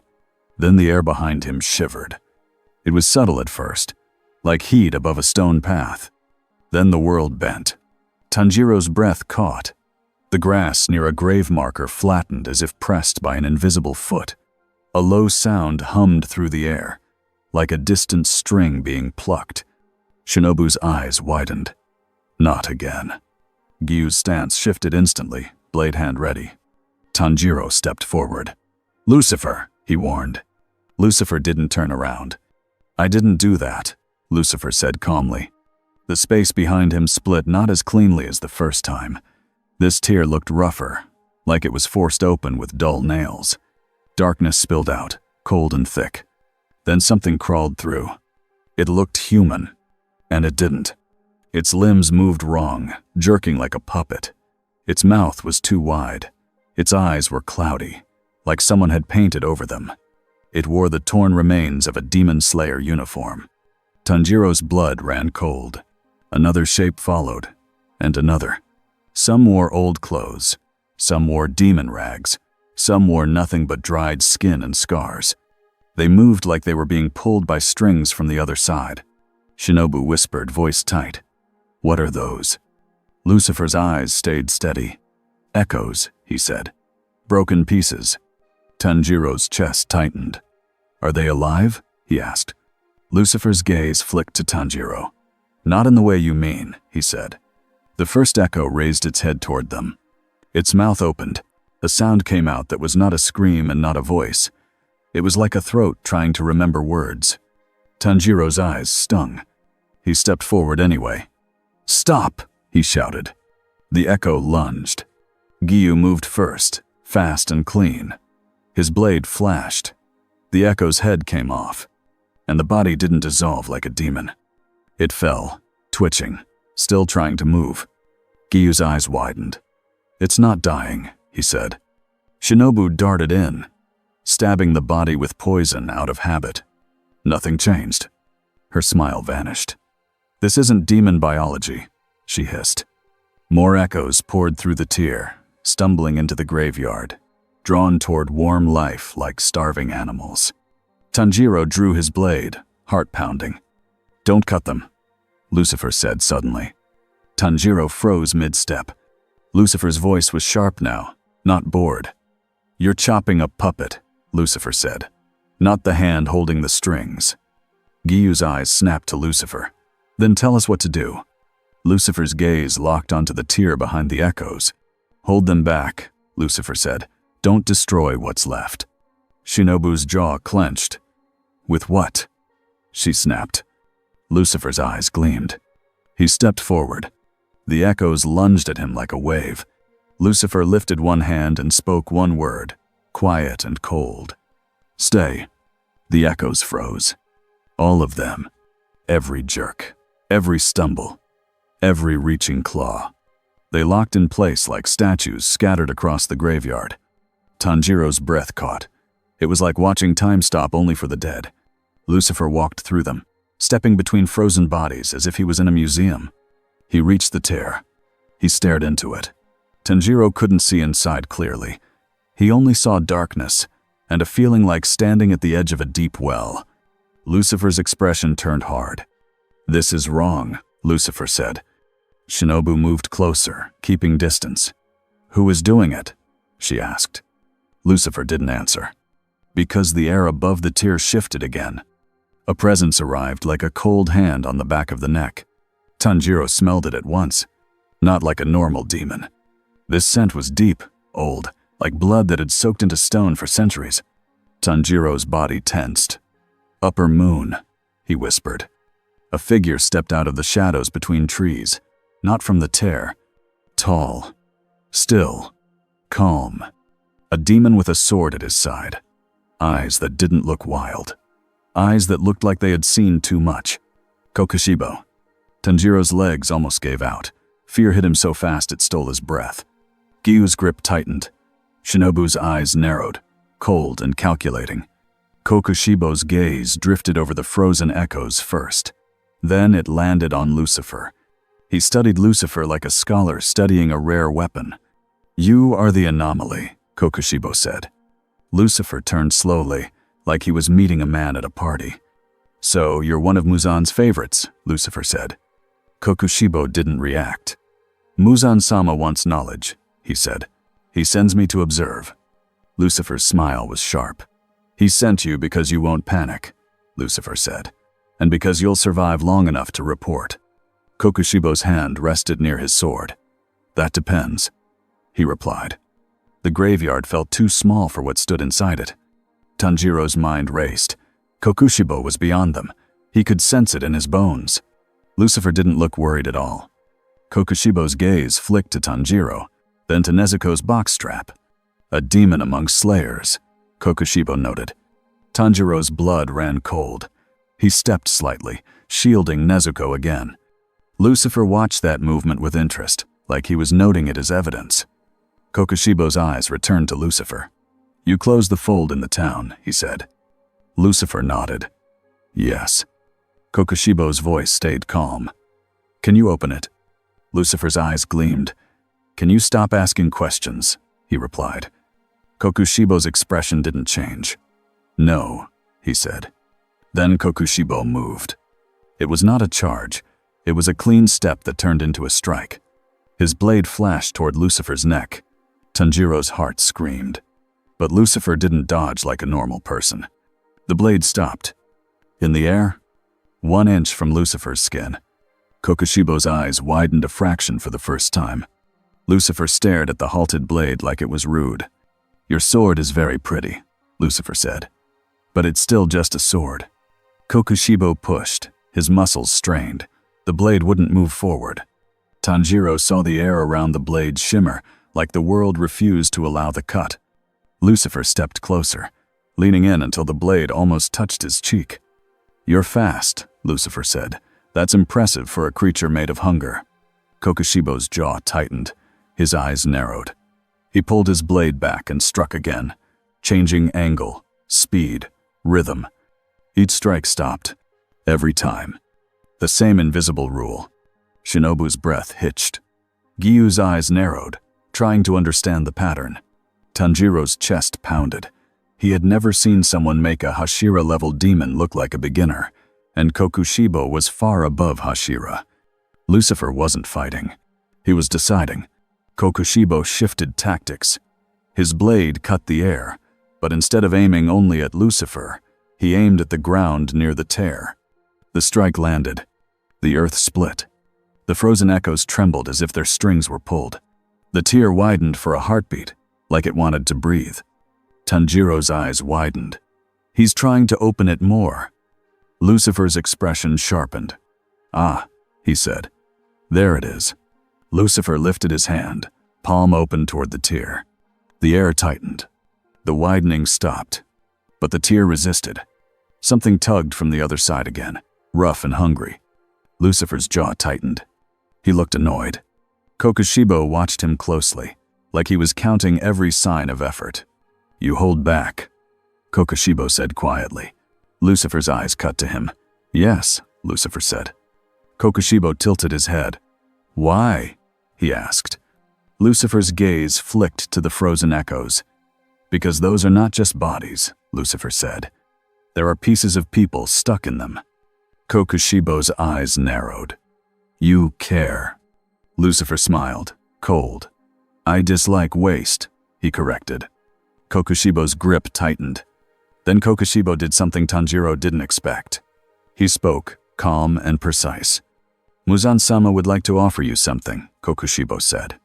Tanjiro's stomach dropped. "An offer?" Lucifer's eyes gleamed with amusement. "Already?" Lucifer said. "How eager." Kokushibo's voice stayed even. "A world without resistance," he said. "A world you can shape. A war you can end in a night." Lucifer's smile widened. "And in exchange?" he asked. Kokushibo didn't hesitate. "Help Muzan-sama conquer the sun," he said. "Help him become complete." Tanjiro felt his blood run cold. He stepped forward without thinking. "No," Tanjiro snapped.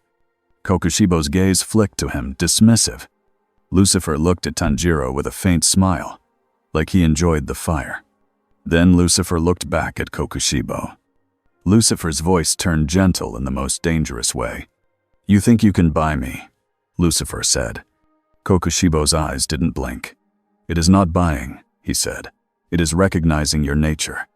Lucifer laughed once, quiet and sharp. "My nature," Lucifer repeated. Then he stepped forward. Tanjiro felt pressure hit the air like a wave. The grass flattened. The frozen echoes trembled without moving. The tear quivered. Kokushibo's body tensed, instinct screaming at him to retreat.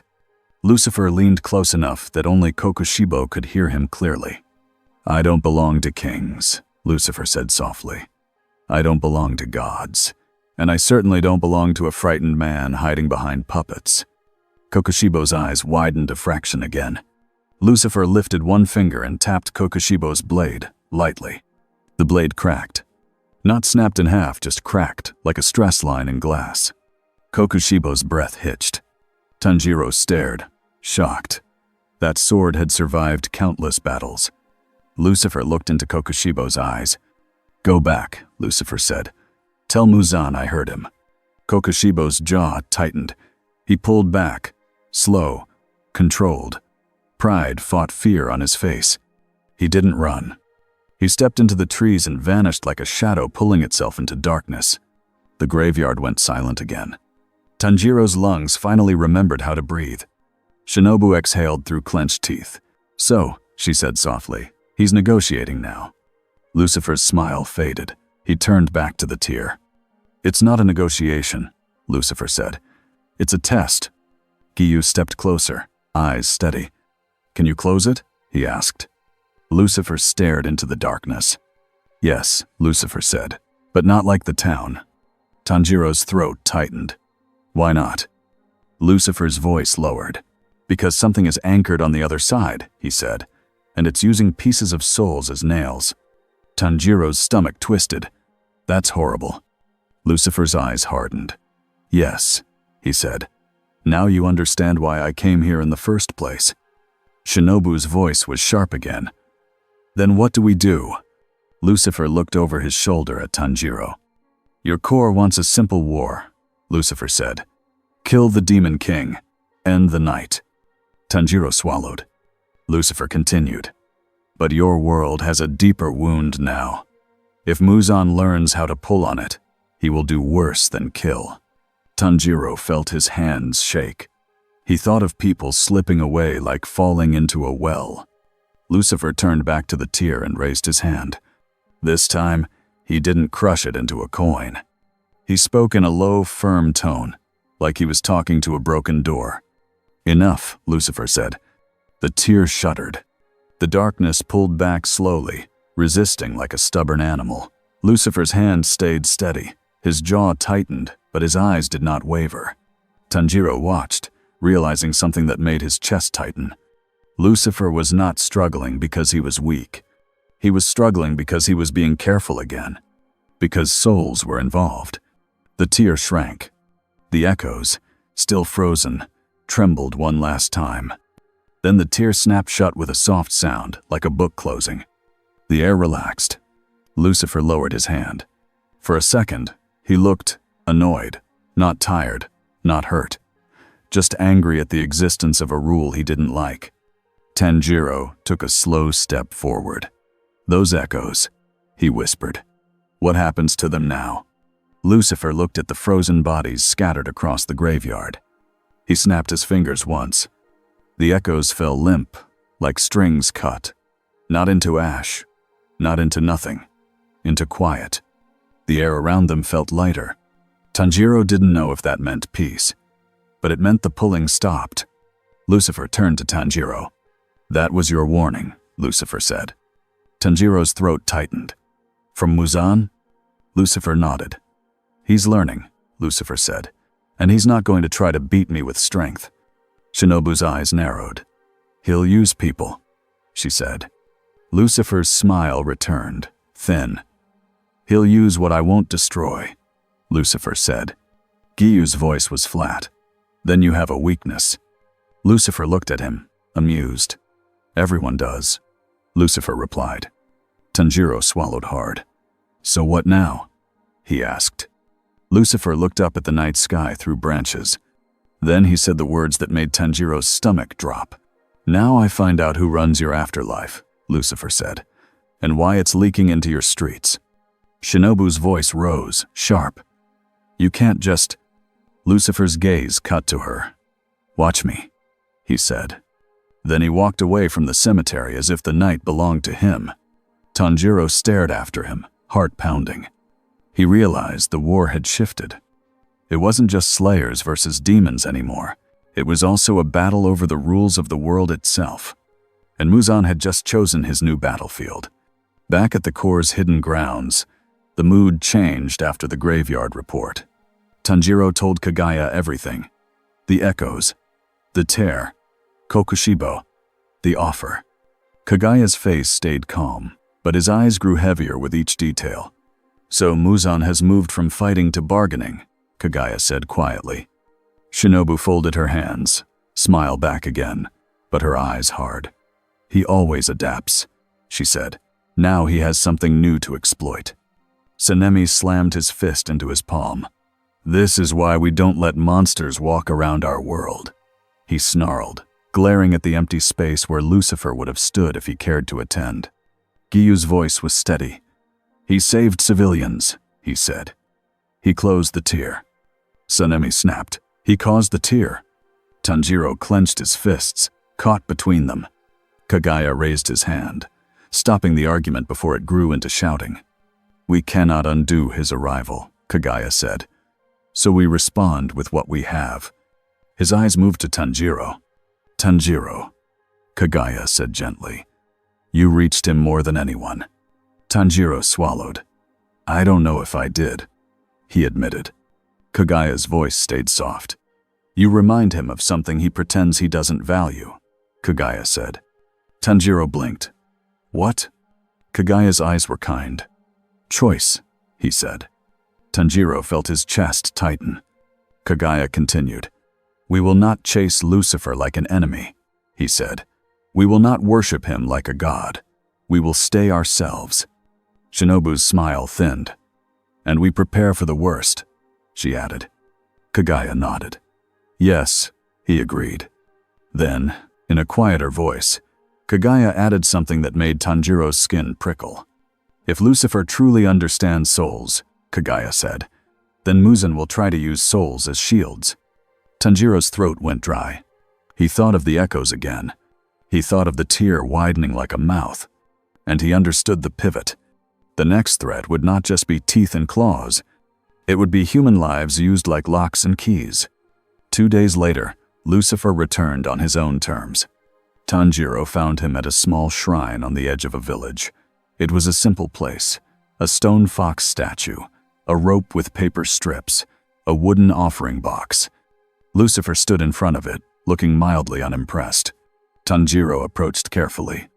Lucifer spoke without turning. I was hoping for something more dramatic, he said. Tanjiro blinked. This is a shrine, he replied. It's sacred. Lucifer glanced back. It's wood and stone, he said. Sacred is what people pour into it. Tanjiro swallowed his irritation. Did you learn anything? He asked. Lucifer's eyes gleamed. Yes, he said. Tanjiro leaned forward. What? Lucifer pointed at the paper strips, fluttering in the breeze. Your world has prayers, he said. It has fear. It has hope. He looked at Tanjiro. But it doesn't have a clear gatekeeper, Lucifer said. Not the way it should. Tanjiro's stomach tightened. What does that mean? Lucifer's expression sharpened. It means something is eating the space between, he said. And Muzan is close enough to it that he can tug on it. Tanjiro's chest tightened. So Muzan can make more tears? Lucifer nodded. If he learns how, he said. Tanjiro's hands trembled. Then we have to stop him now. Lucifer smiled faintly. Now you sound like your angry friend, he said. Tanjiro flushed. Sanemi. Lucifer nodded. Yes. The loud one, he said. Tanjiro forced himself to stay focused. Why are you still here? He asked again, more quietly. If this world annoys you, why not leave? Lucifer stared at the shrine for a long moment. Then he answered honestly, in a way that made Tanjiro pause. Because someone has trapped the dead, Lucifer said, and that always leads to worse things. Tanjiro's throat tightened. You care, he said. Lucifer's eyes flashed. I said I dislike waste, he replied quickly. Tanjiro didn't push. He had learned that pushing made Lucifer pull away. Instead, Tanjiro asked something else. What is your favor? Tanjiro said. Lucifer's smile returned, bright and dangerous. Not yet, Lucifer said, but you're getting warmer.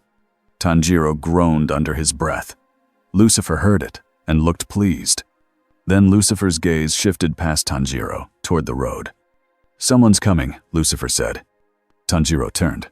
A messenger crow swooped down and landed, feathers shaking. It croaked fast. Attack, multiple villages, demons moving like a net, civilians missing. Tanjiro's heart dropped. Lucifer's eyes gleamed with cold interest. There it is, he said. Tanjiro stared. Muzan, he whispered. Lucifer nodded once. He's pulling on the world again, Lucifer said. and he wants me to show my hand. Tanjiro's voice shook. Then we go. Now. Lucifer's smile was thin. Of course, he said. But this time you're going to watch something. Tanjiro swallowed. What? Lucifer's eyes were sharp. How monsters negotiate, he said. They traveled hard. Fast steps. Tree branches slapping past. The sky darkening. The smell of fear growing thicker as they neared the first village. Tanjiro's mind raced. He tried to picture demons moving like a net. That meant planning. That meant bait. When they arrived, the village was too quiet. Lanterns still hung. Doors were open. A pot of rice sat abandoned on a stove. The air smelled like fresh fear and old blood. Tanjiro's breath came fast. Where is everyone? He whispered. Lucifer walked into the empty street like he expected this. Then the ground shivered. A soft ripple spread across the dirt road. Tanjiro stepped back, blade halfway drawn. The air folded, not in one spot, in three. Thin tears opened near the well, near a house corner, and near the shrine gate. Darkness spilled out. Tanjiro felt his stomach flip. From the tears came echoes again, twisted bodies, jerking movements, cloudy eyes. But these were worse. These wore familiar things. A small haori, a broken hairpin, a torn scarf. Tanjiro's eyes widened. No. He recognized a scarf like the one an old man at the festival had worn. Tanjiro's chest tightened until it hurt. Lucifer's expression hardened. This is what Muzan learned, Lucifer said quietly. He learned how to make you hesitate. The echoes moved toward them, arms reaching, mouths opening with broken sounds. Tanjiro raised his blade, hands shaking. Shinobu's words came back to him. This wasn't demon biology. Cutting might not free anything. Lucifer stepped forward. He didn't say stay this time. He said something different, quiet and heavy. Enough, Lucifer said. The echoes froze again. Tanjiro's breath caught. Lucifer turned his head slightly as if listening. Tanjiro followed his gaze. On a rooftop, a figure stood in the dark, watching with calm interest. Not Kokushibo. A different upper moon. A demon with a soft smile, eyes like cold water, and a presence that felt like false kindness. Doma. Tanjiro's skin prickled. He had never met him, but he had heard stories, and his instincts screamed. Doma waved cheerfully. Hello, Doma called, voice bright.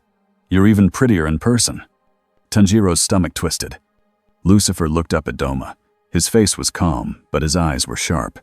You're the one playing with souls, Lucifer said. Doma smiled wider. Souls? He echoed, as if it was a cute word. I just help people. They love me. Tanjiro's hand tightened on his sword. Doma tilted his head, eyes shining with mock innocence. Muzan-sama asked me to bring you a message, he said. Lucifer's smile was cold. Let me guess, Lucifer said. Another offer. Doma clasped his hands dramatically. Yes, he said, delighted. He wants to know what you want. Tanjiro's breath hitched. That sounded too reasonable, too human, too dangerous. Lucifer stared at Doma. Tell him, Lucifer said, voice low, that I want him to stop cheating with doors. Doma giggled. Oh, but doors are so fun, he said. People scream so nicely when they fall. Tanjiro's anger flared. He stepped forward. Lucifer's hand lifted slightly, stopping Tanjiro without touching him. Lucifer's gaze stayed on Doma. You're not here to fight, Lucifer said. Doma smiled, eyes bright. Not yet, he admitted. I'm here to see if you'll break. Lucifer's smile widened. Dangerous. Then Lucifer did something Tanjiro didn't expect. Lucifer spoke to the frozen echoes, not the demon. He spoke as if the echoes could hear him. I'm sorry, Lucifer said softly. This isn't your fault. Tanjiro's throat tightened. He stared at Lucifer, shocked. Lucifer looked back to Doma. And you, Lucifer said, voice turning cold, are going to stop touching what you don't understand. Doma's smile didn't fade, but a flicker of caution appeared in his eyes. Lucifer stepped forward. The air tightened again. Tanjiro felt it in his bones. Doma's hair moved as if wind had passed, even though the night was still. Doma's smile wobbled for a heartbeat. Lucifer lifted one finger and pointed at the tears in the ground. "Close," Lucifer said. The tears began to shrink. Not instantly. Slowly. Like something was resisting from the other side again. Doma's smile returned, but his voice lowered slightly. "Ah," he said. "So you're careful. How sweet." Tanjiro realized Doma was watching the same thing Kokushibo had watched. Not power. Restraint. Doma's eyes slid to Tanjiro, then to the frozen echoes. "So you won't crush them," Doma said softly, "even though you could." Lucifer didn't answer. He kept closing the tears. Doma's smile turned playful again. "Muzan-sama will be very happy," he sang. Then Doma stepped backward into the dark like he was stepping off a stage. "See you soon," Doma called. And he vanished. Tanjiro's chest heaved. He wanted to chase. He wanted to strike. But the tears were still shrinking. Civilians might still be trapped somewhere close. Lucifer's jaw tightened as he forced the last tear shut.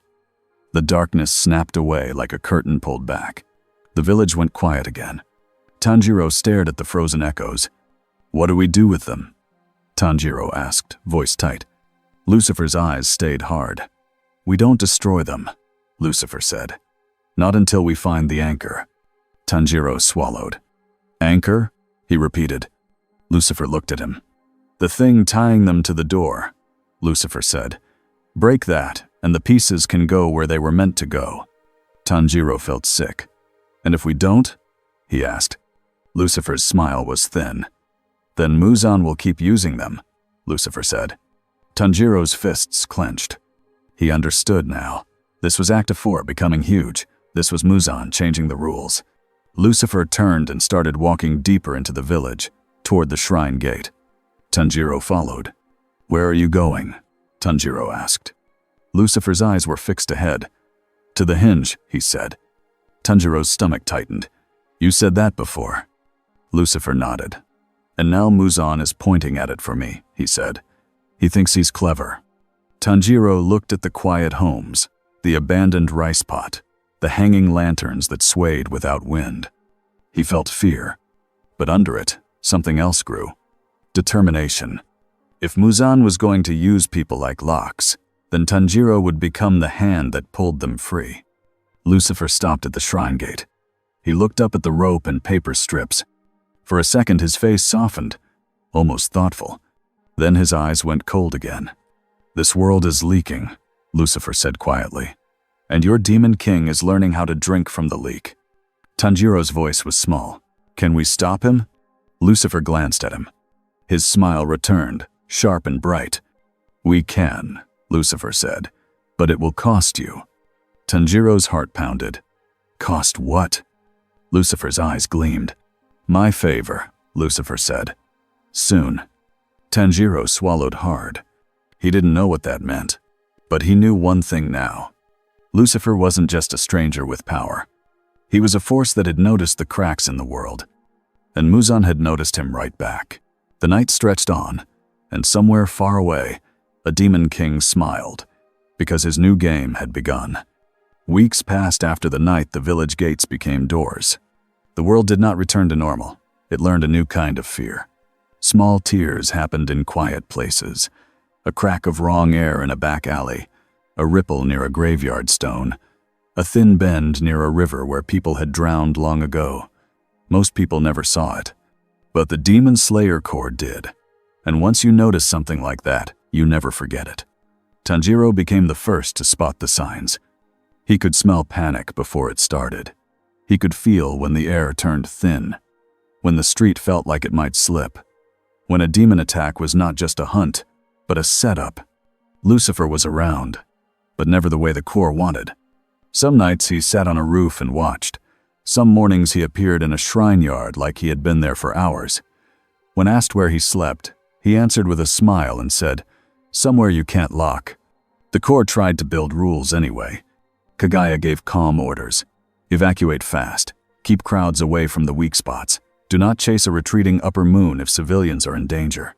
And if the air starts to fold, send a crow. Send it to Lucifer. Shinobu said once, her voice light but her eyes sharp. The first time she said that, it tasted strange in everyone's mouths, like admitting they had a problem only one person could touch safely. Sanemi hated it. He called Lucifer a curse. He called him a walking crack in the world. He said they should drive him out, even if it killed them. But Kagaya's eyes were steady. "We don't solve chaos by acting like it," Kagaya said. That sentence spread through the Corps like a new kind of training. Tanjiro noticed something else too. Lucifer didn't just close tears. He talked. Not in speeches, not in inspiring talks. In quiet questions that made people uncomfortable. He asked a young slayer why he carried his sword if he was so afraid to use it. He asked a grieving widow what she would do if her husband came back as a demon.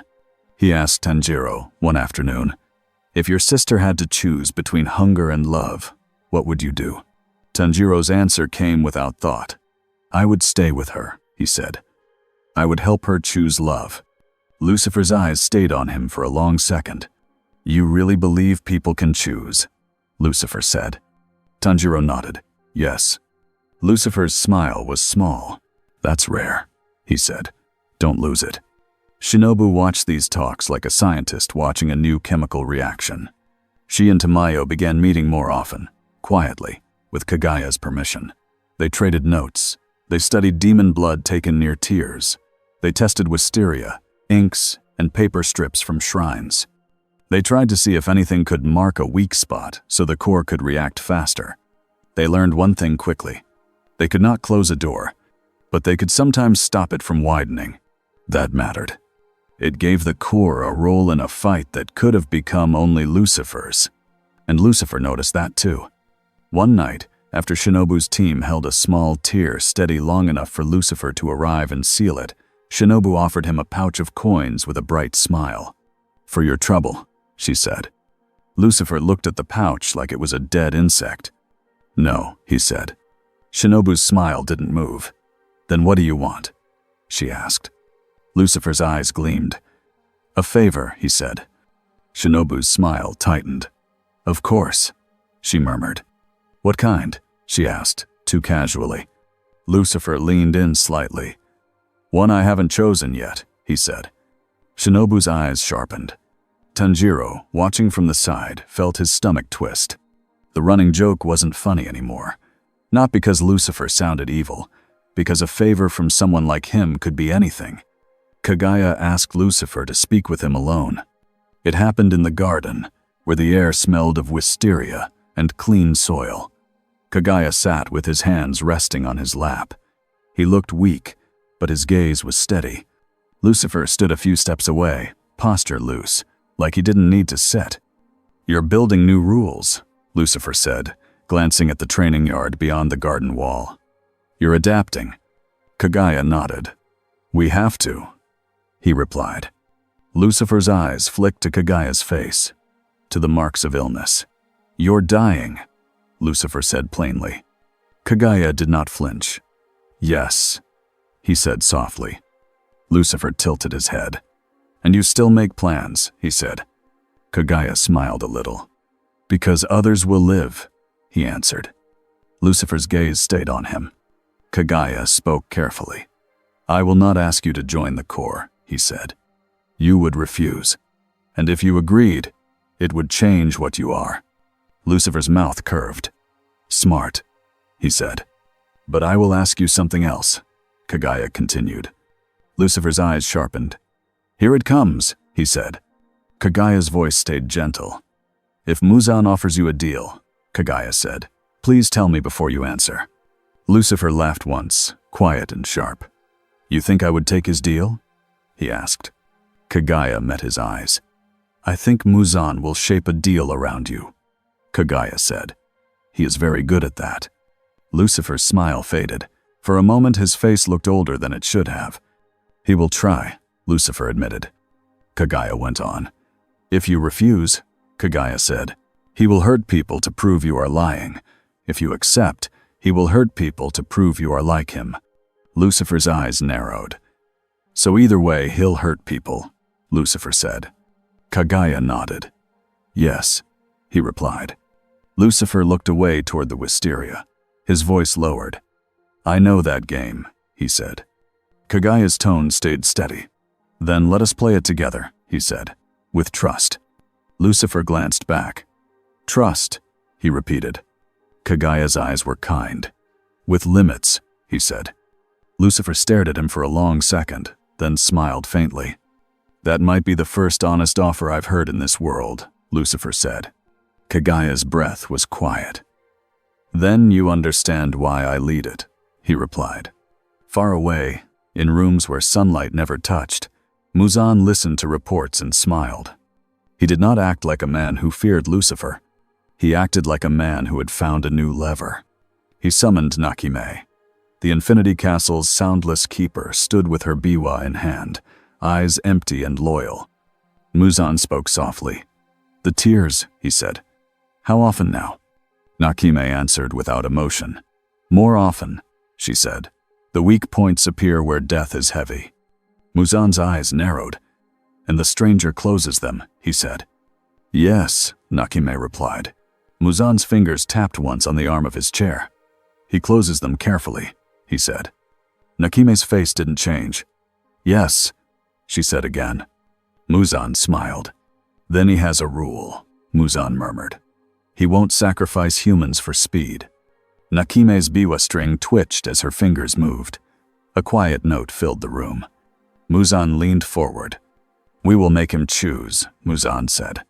The next day, Doma arrived at a village shrine in a body that looked like a polite traveler. He didn't attack. He didn't kill. He simply smiled at a group of terrified villagers, then stepped into the shadow of a tree and turned into himself, bright-eyed and cheerful. He looked up at the sky like he was greeting an old friend. Come out, Doma sang softly. "We have a message." Lucifer arrived before the villagers could even scream.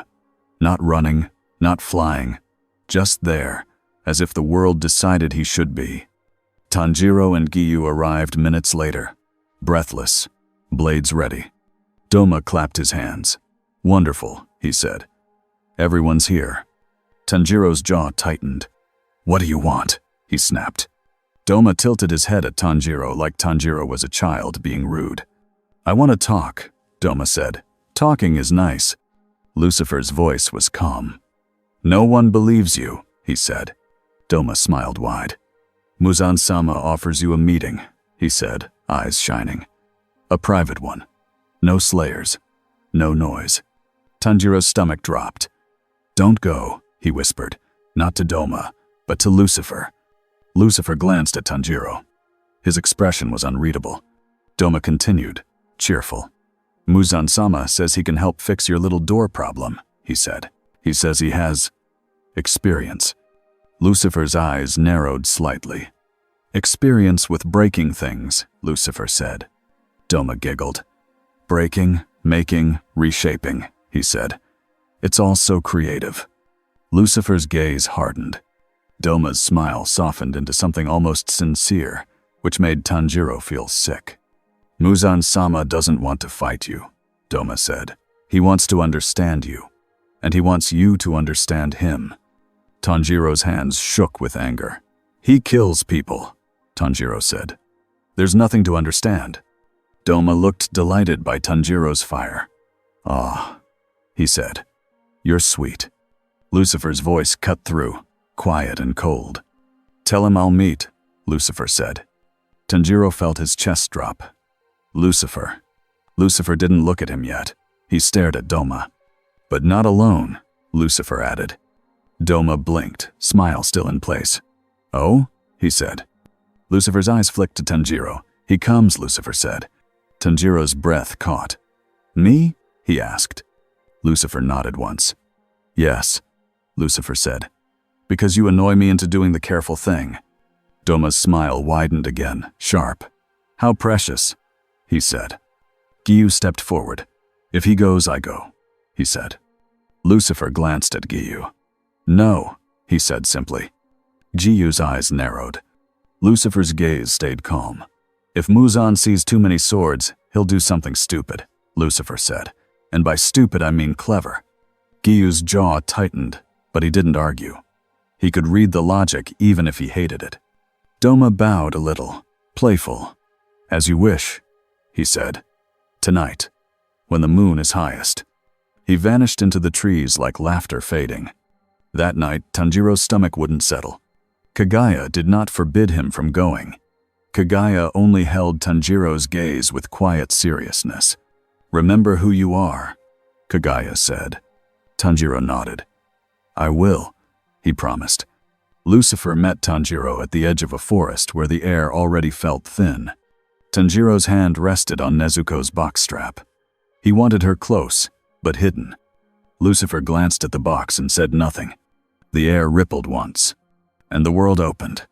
They did not walk into Infinity Castle like stepping into a door. They dropped. The ground vanished under them. The sky twisted. Rooms flipped. Walls became floors. Lantern lights hung in impossible places. Tanjiro's stomach lurched. Lucifer, beside him, looked mildly bored, like a slow elevator. They landed on a wooden platform in a wide hall that could not exist. Far below and far above, other halls hung like stacked dreams. Doors floated in the air. Paper screens moved without wind. At the center of the hall stood Muzan Kibutsuji. He looked calm. Perfect hair, perfect clothes, perfect face. He looked like a man who belonged in any era. Tanjiro's body tensed, every instinct screaming. He took a half step forward, blade hand ready. Lucifer's hand lifted slightly, stopping him again without touching. Muzan smiled. "So you came," Muzan said. His voice was smooth, polite, almost warm. Lucifer's smile was thin. "You invited," he replied. Muzan's eyes moved to Tanjiro. "And you brought a child," Muzan said, amused. Tanjiro's anger flared. "I'm not." Lucifer spoke first. "He's here because you needed an audience," Lucifer said. "You're performing." Muzan's smile didn't change. "Perhaps," he said, "but performances can be useful." The air shifted. Tanjiro smelled blood. He turned his head.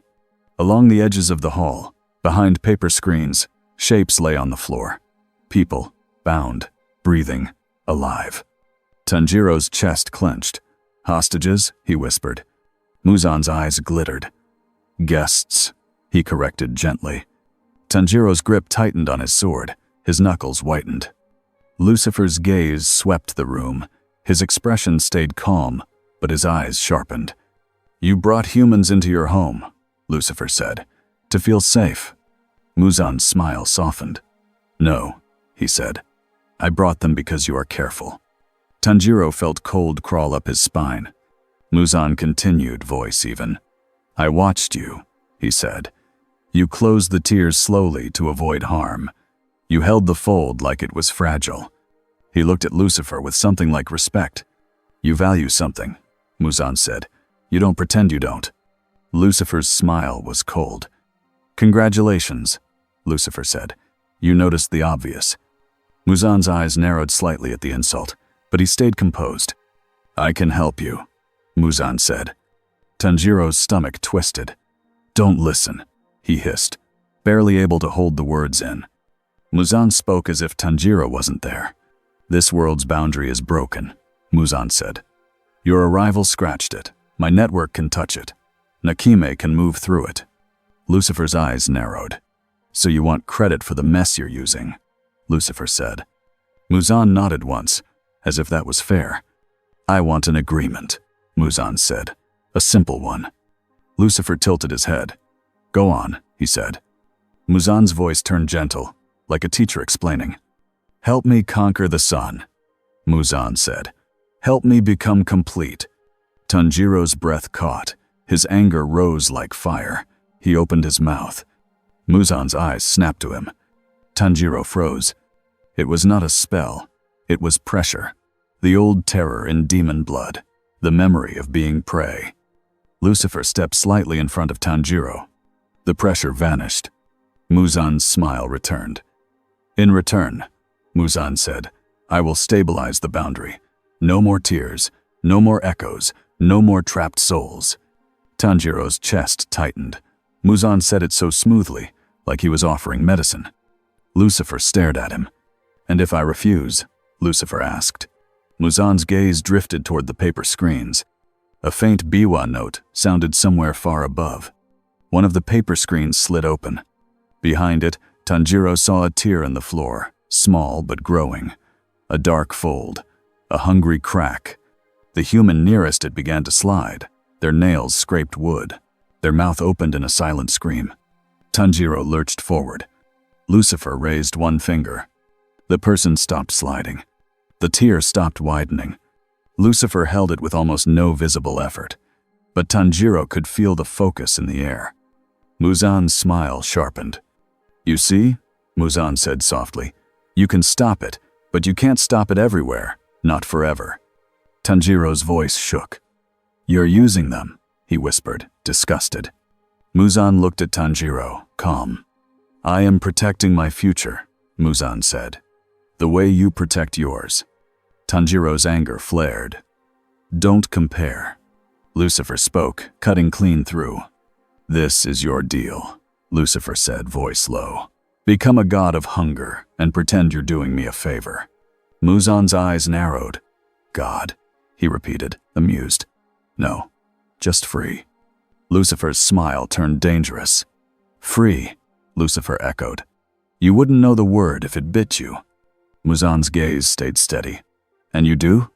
Muzan asked. "You ruled a prison. That is what you told them." Tanjiro's breath caught. Lucifer's eyes flashed. Muzan leaned forward slightly, voice soft as silk. "You are not their hero," Muzan said. "You are a force that arrived and broke their world. Fix it. Help me. We both get what we want." The room went still. Tanjiro looked at Lucifer's face. For the first time, Tanjiro saw something real there, not boredom, not humor. A tight, old anger. Lucifer stared at Muzan for a long moment. Then Lucifer smiled.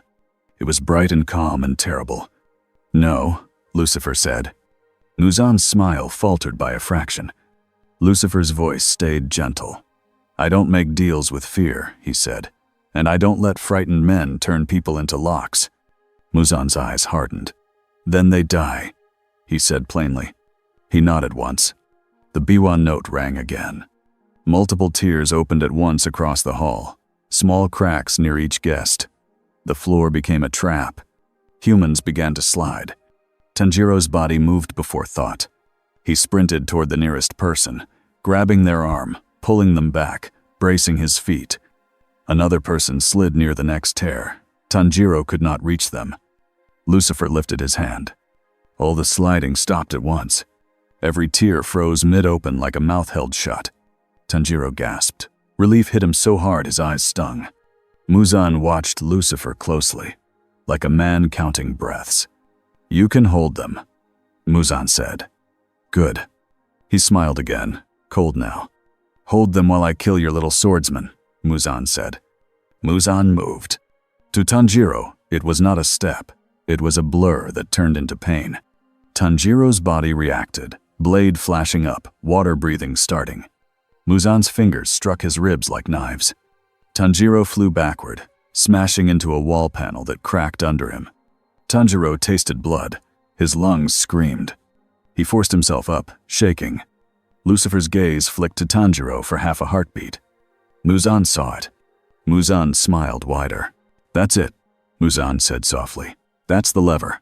He attacked again. Tanjiro tried to move, to breathe, to find rhythm. He was fast. He was skilled. But this was Muzan. The gap was brutal. A strike grazed Tanjiro's shoulder. Blood sprayed. Tanjiro stumbled.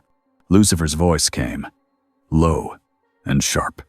"Enough," Lucifer said. Muzan's body stopped in mid-motion. Not because he chose to.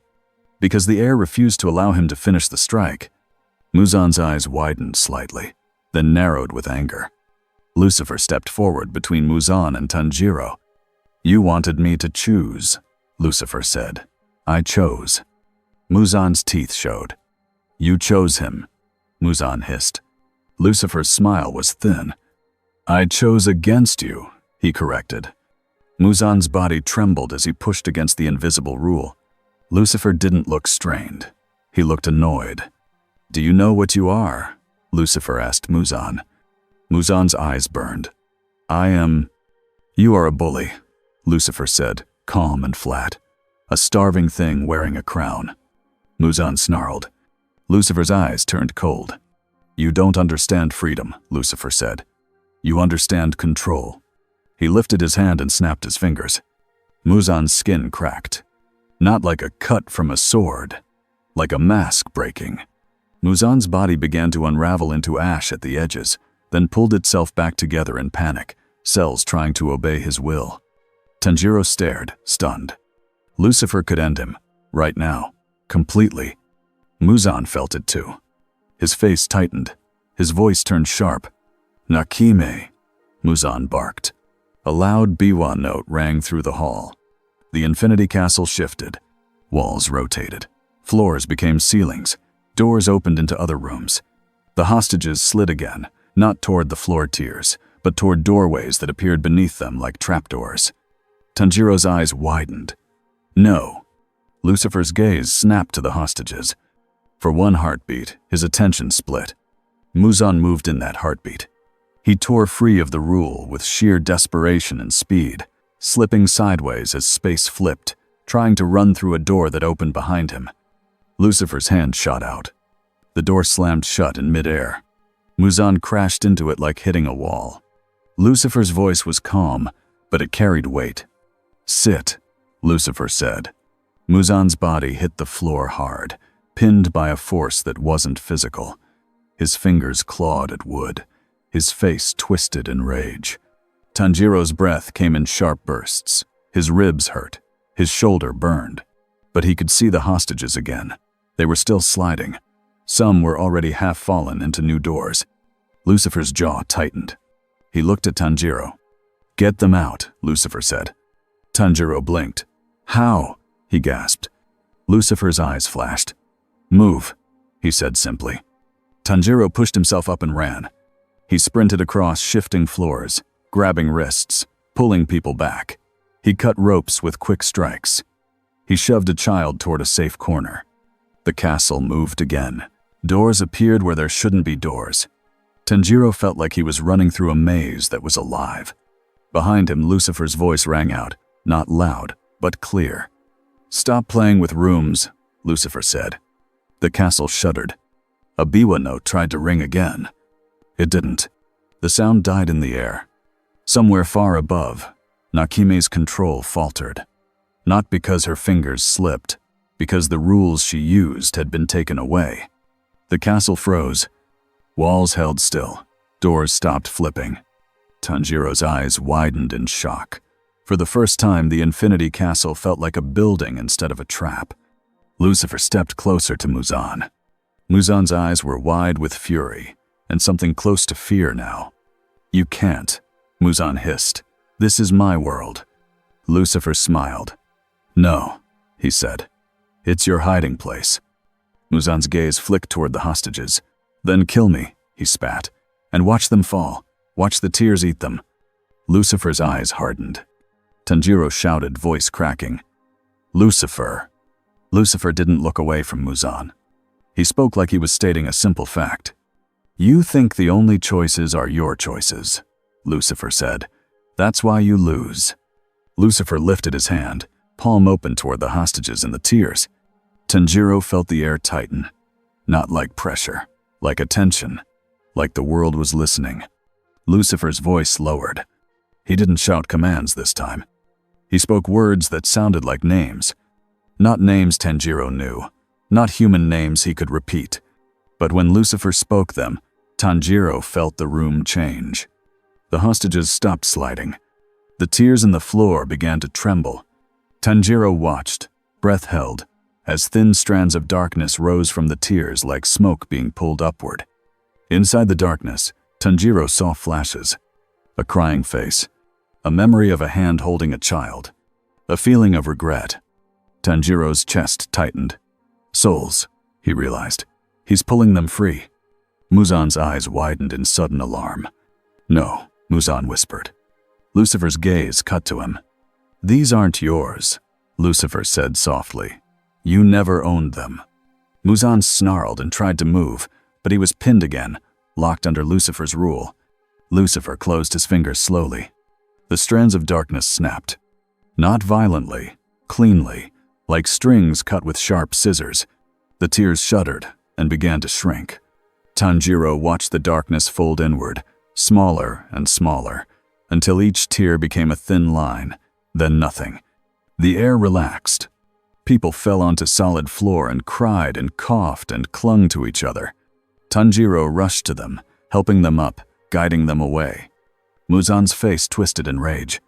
"You broke my anchors," Muzan hissed. Lucifer smiled, bright and cold. "Yes," he said. Muzan's eyes narrowed with desperation. His body began to shift, cells moving, flesh changing. Tanjiro saw it and felt sick. Muzan was trying to split, to escape in pieces. Lucifer watched without surprise. "You really are afraid," Lucifer said. Muzan snarled. "I will live," he spat. Lucifer's voice stayed calm. "Not like this," he said. Lucifer snapped his fingers again. Muzan's body locked. Every shifting piece froze mid-change. Muzan's eyes widened, furious, trapped inside his own skin. Tanjiro stared, shaking, as Lucifer walked closer. Muzan's voice was low now, dangerous. "You think you're different," Muzan hissed. "You think you're better." Lucifer leaned in. "I know I'm different," Lucifer said. "The difference is, I can admit what I am." Muzan's eyes burned. "Then admit it," he spat. "You're a monster too." Lucifer's smile faded. His voice turned quiet. "I am many things," Lucifer said, "but I am not a coward hiding behind stolen lives." Then Lucifer straightened. He looked away from Muzan, toward Tanjiro and the trembling humans. "Take them," Lucifer told Tanjiro. "Now." Tanjiro didn't hesitate. He guided the hostages, pushing them toward a stable doorway that led back to the world above. He half-carried an older woman. He supported a man who could barely stand. As Tanjiro moved, he glanced back once. Lucifer stood over Muzan like a judge over a prisoner. Lucifer raised his hand. Tanjiro expected a snap, a clean end. But Lucifer paused. His eyes narrowed, not at Muzan's body, but at the space behind Muzan, where the world felt thin. A faint ripple moved there, like a hidden crack trying to breathe. Muzan saw Lucifer's attention shift, and Muzan smiled. "You can kill me," Muzan whispered, voice thin with victory. "But the scar stays." Lucifer's jaw tightened. He understood. If he erased Muzan completely inside this unstable place, the backlash could reopen the boundary in a worse way. Muzan had set the stage, so even Lucifer had to consider the damage. Tanjiro's heart pounded. Lucifer looked angry now. Truly angry, but controlled. "Fine," Lucifer said softly. "You want to be part of the scar?" Muzan's eyes narrowed. "What?" Lucifer closed his hand. Muzan's body collapsed into ash, but not scattered. The ash gathered into a tight, sealed lump, like a black stone. The air around it hardened, as if it was wrapped in an invisible box. Lucifer picked up the sealed stone with 2 fingers like it weighed nothing. Muzan's voice did not come again. If Muzan still existed inside that seal, he couldn't reach out. Lucifer turned, holding the seal, and walked toward the thin ripple in space. He pressed the sealed stone against it. The ripple shuddered. Lucifer's eyes narrowed. Then he shoved. The sealed stone sank into the weak point like a plug into a hole. The air snapped tight around it. Tanjiro felt the whole castle shiver, then go still. The thinness vanished. It didn't feel healed. It felt blocked. Lucifer stepped back. He looked at the spot where the plug held. For a moment, he looked satisfied. Then he looked annoyed again. "This will leave a scar," Lucifer said quietly. Tanjiro, standing in the doorway with the last hostages, stared. "A scar?" Tanjiro repeated. Lucifer glanced at him. "A place the world remembers was hurt," he said. "It won't open easily now, but it will never be perfect again." Tanjiro's throat tightened. "So it could happen again," he whispered. Lucifer's smile was thin. "Yes," he said. "Life loves unfinished problems." Then Lucifer waved his hand. The Infinity Castle hallway in front of Tanjiro folded like a closing fan. Tanjiro stumbled backward as the doorway spat him out. He landed hard on grass under open sky. He blinked in the moonlight, chest heaving, surrounded by freed humans who sobbed and clung to each other. Giyu and other slayers rushed in, shocked, helping, guiding, guarding. Shinobu arrived, eyes wide, scanning everyone, counting breaths, checking for wounds, already thinking about how to keep them alive. Tanjiro looked around wildly. Lucifer wasn't there. A moment later, Lucifer appeared near a tree line as if he had simply stepped out of shadow. He looked clean again, calm again. Tanjiro stumbled toward him, anger and relief mixed together. "Did you?" Tanjiro started. Lucifer cut him off. "He won't be using doors for a while," Lucifer said. Tanjiro's eyes stung. "Is he dead?" he asked.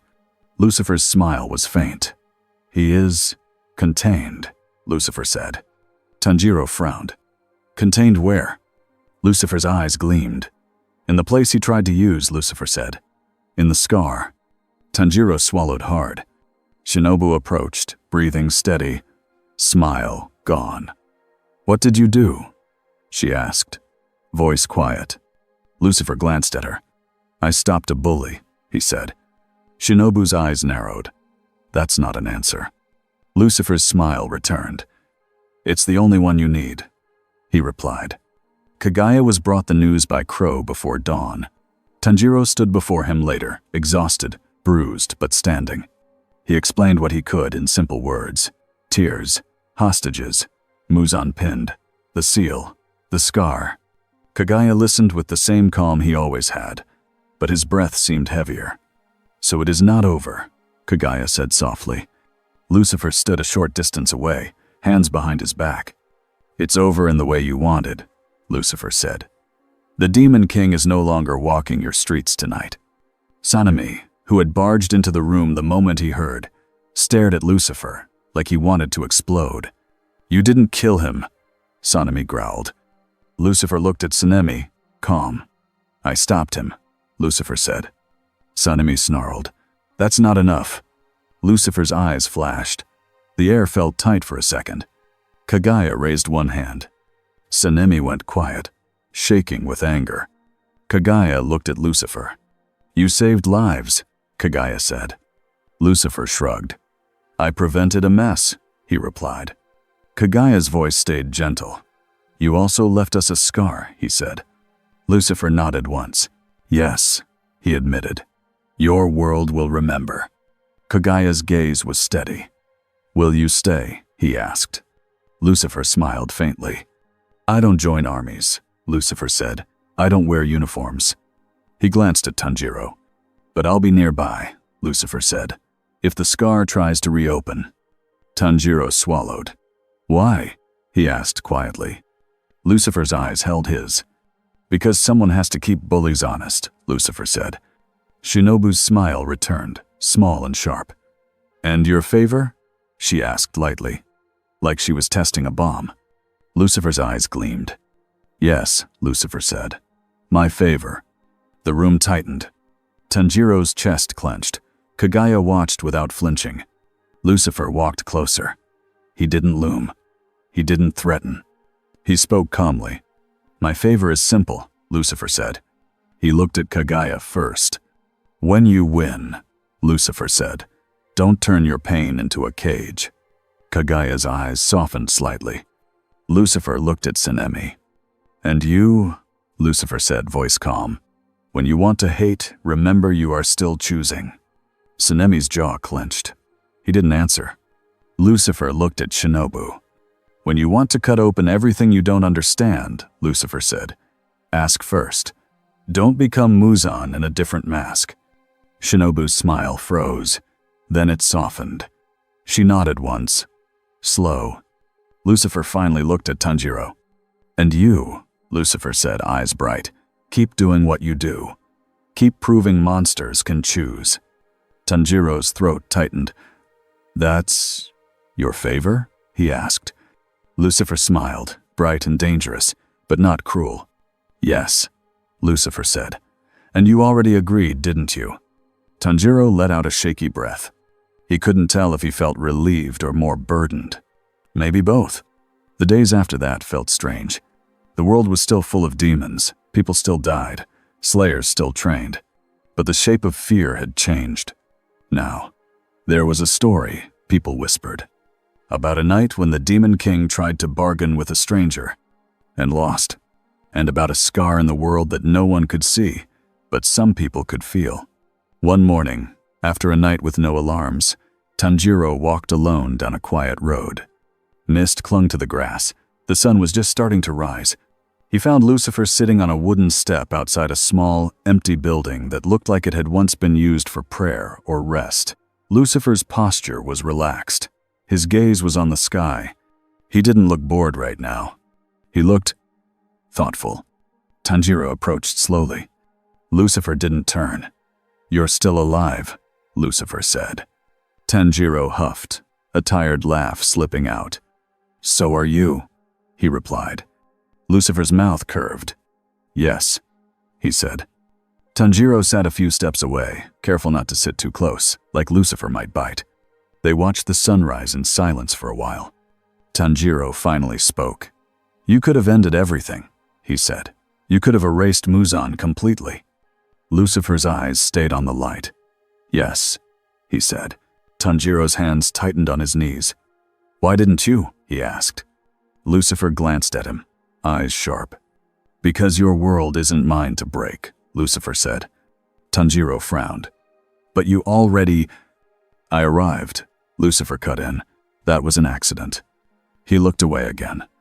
"What I did after that," Lucifer said quietly, "was a choice." Tanjiro's chest tightened. "You saved people," he said. Lucifer's smile was faint. "I stopped someone from using them," Lucifer said. Tanjiro swallowed. "Is that why you stayed?" he asked. "Because you hate bullies?" Lucifer's eyes gleamed with amusement. "I have a long history with bullies," he said. Tanjiro blinked. "You were a warden," he said, remembering. Lucifer's smile thinned. "Yes," he said. Tanjiro hesitated, then asked the question that had been sitting in his chest for weeks. "Are you good?" Tanjiro asked. Lucifer finally turned his head fully. He looked at Tanjiro like Tanjiro had asked if the sky was blue. "I am honest," Lucifer said. Tanjiro's brow furrowed. "That's not— It's the only answer that matters," Lucifer said. Tanjiro stared at him, frustrated, then quiet. Lucifer's voice softened just a little. "Good and evil are easy words," Lucifer said. "People use them to avoid thinking. Choice is harder." Tanjiro's throat tightened. "Nezuko chose," he said. Lucifer's eyes flicked, interested. "Yes," he said. "She did." Tanjiro looked out at the road, at the mist, at the sunrise. "My family didn't get to choose," Tanjiro whispered. Lucifer didn't mock him. He didn't argue. He simply said, "No," softly. They didn't. They sat in silence again. A crow called somewhere far off. A village began to wake. The world kept moving, like it always did. Tanjiro took a slow breath. "Will you leave?" he asked. Lucifer's smile returned, small. "Eventually," Lucifer said. "Or maybe I'll just step through a different door when I'm bored." Tanjiro swallowed. "And the scar?" he asked. Lucifer's gaze turned distant. "I plugged it," Lucifer said. "But scars itch." Tanjiro frowned. "So we still have to be ready," he said. Lucifer glanced at him, eyes bright. "Yes," Lucifer said. "That's the point." Tanjiro nodded slowly. He stood, bowing his head out of respect, not fear. "Thank you," Tanjiro said. Lucifer watched him with a faint smile. "Don't thank me," Lucifer said. "Live well. That's harder." Tanjiro turned to leave. As he walked down the road, the sunrise warmed his back. The mist thinned. The world looked ordinary again. But Tanjiro knew better. Somewhere, in a place no one could see, a scar held shut.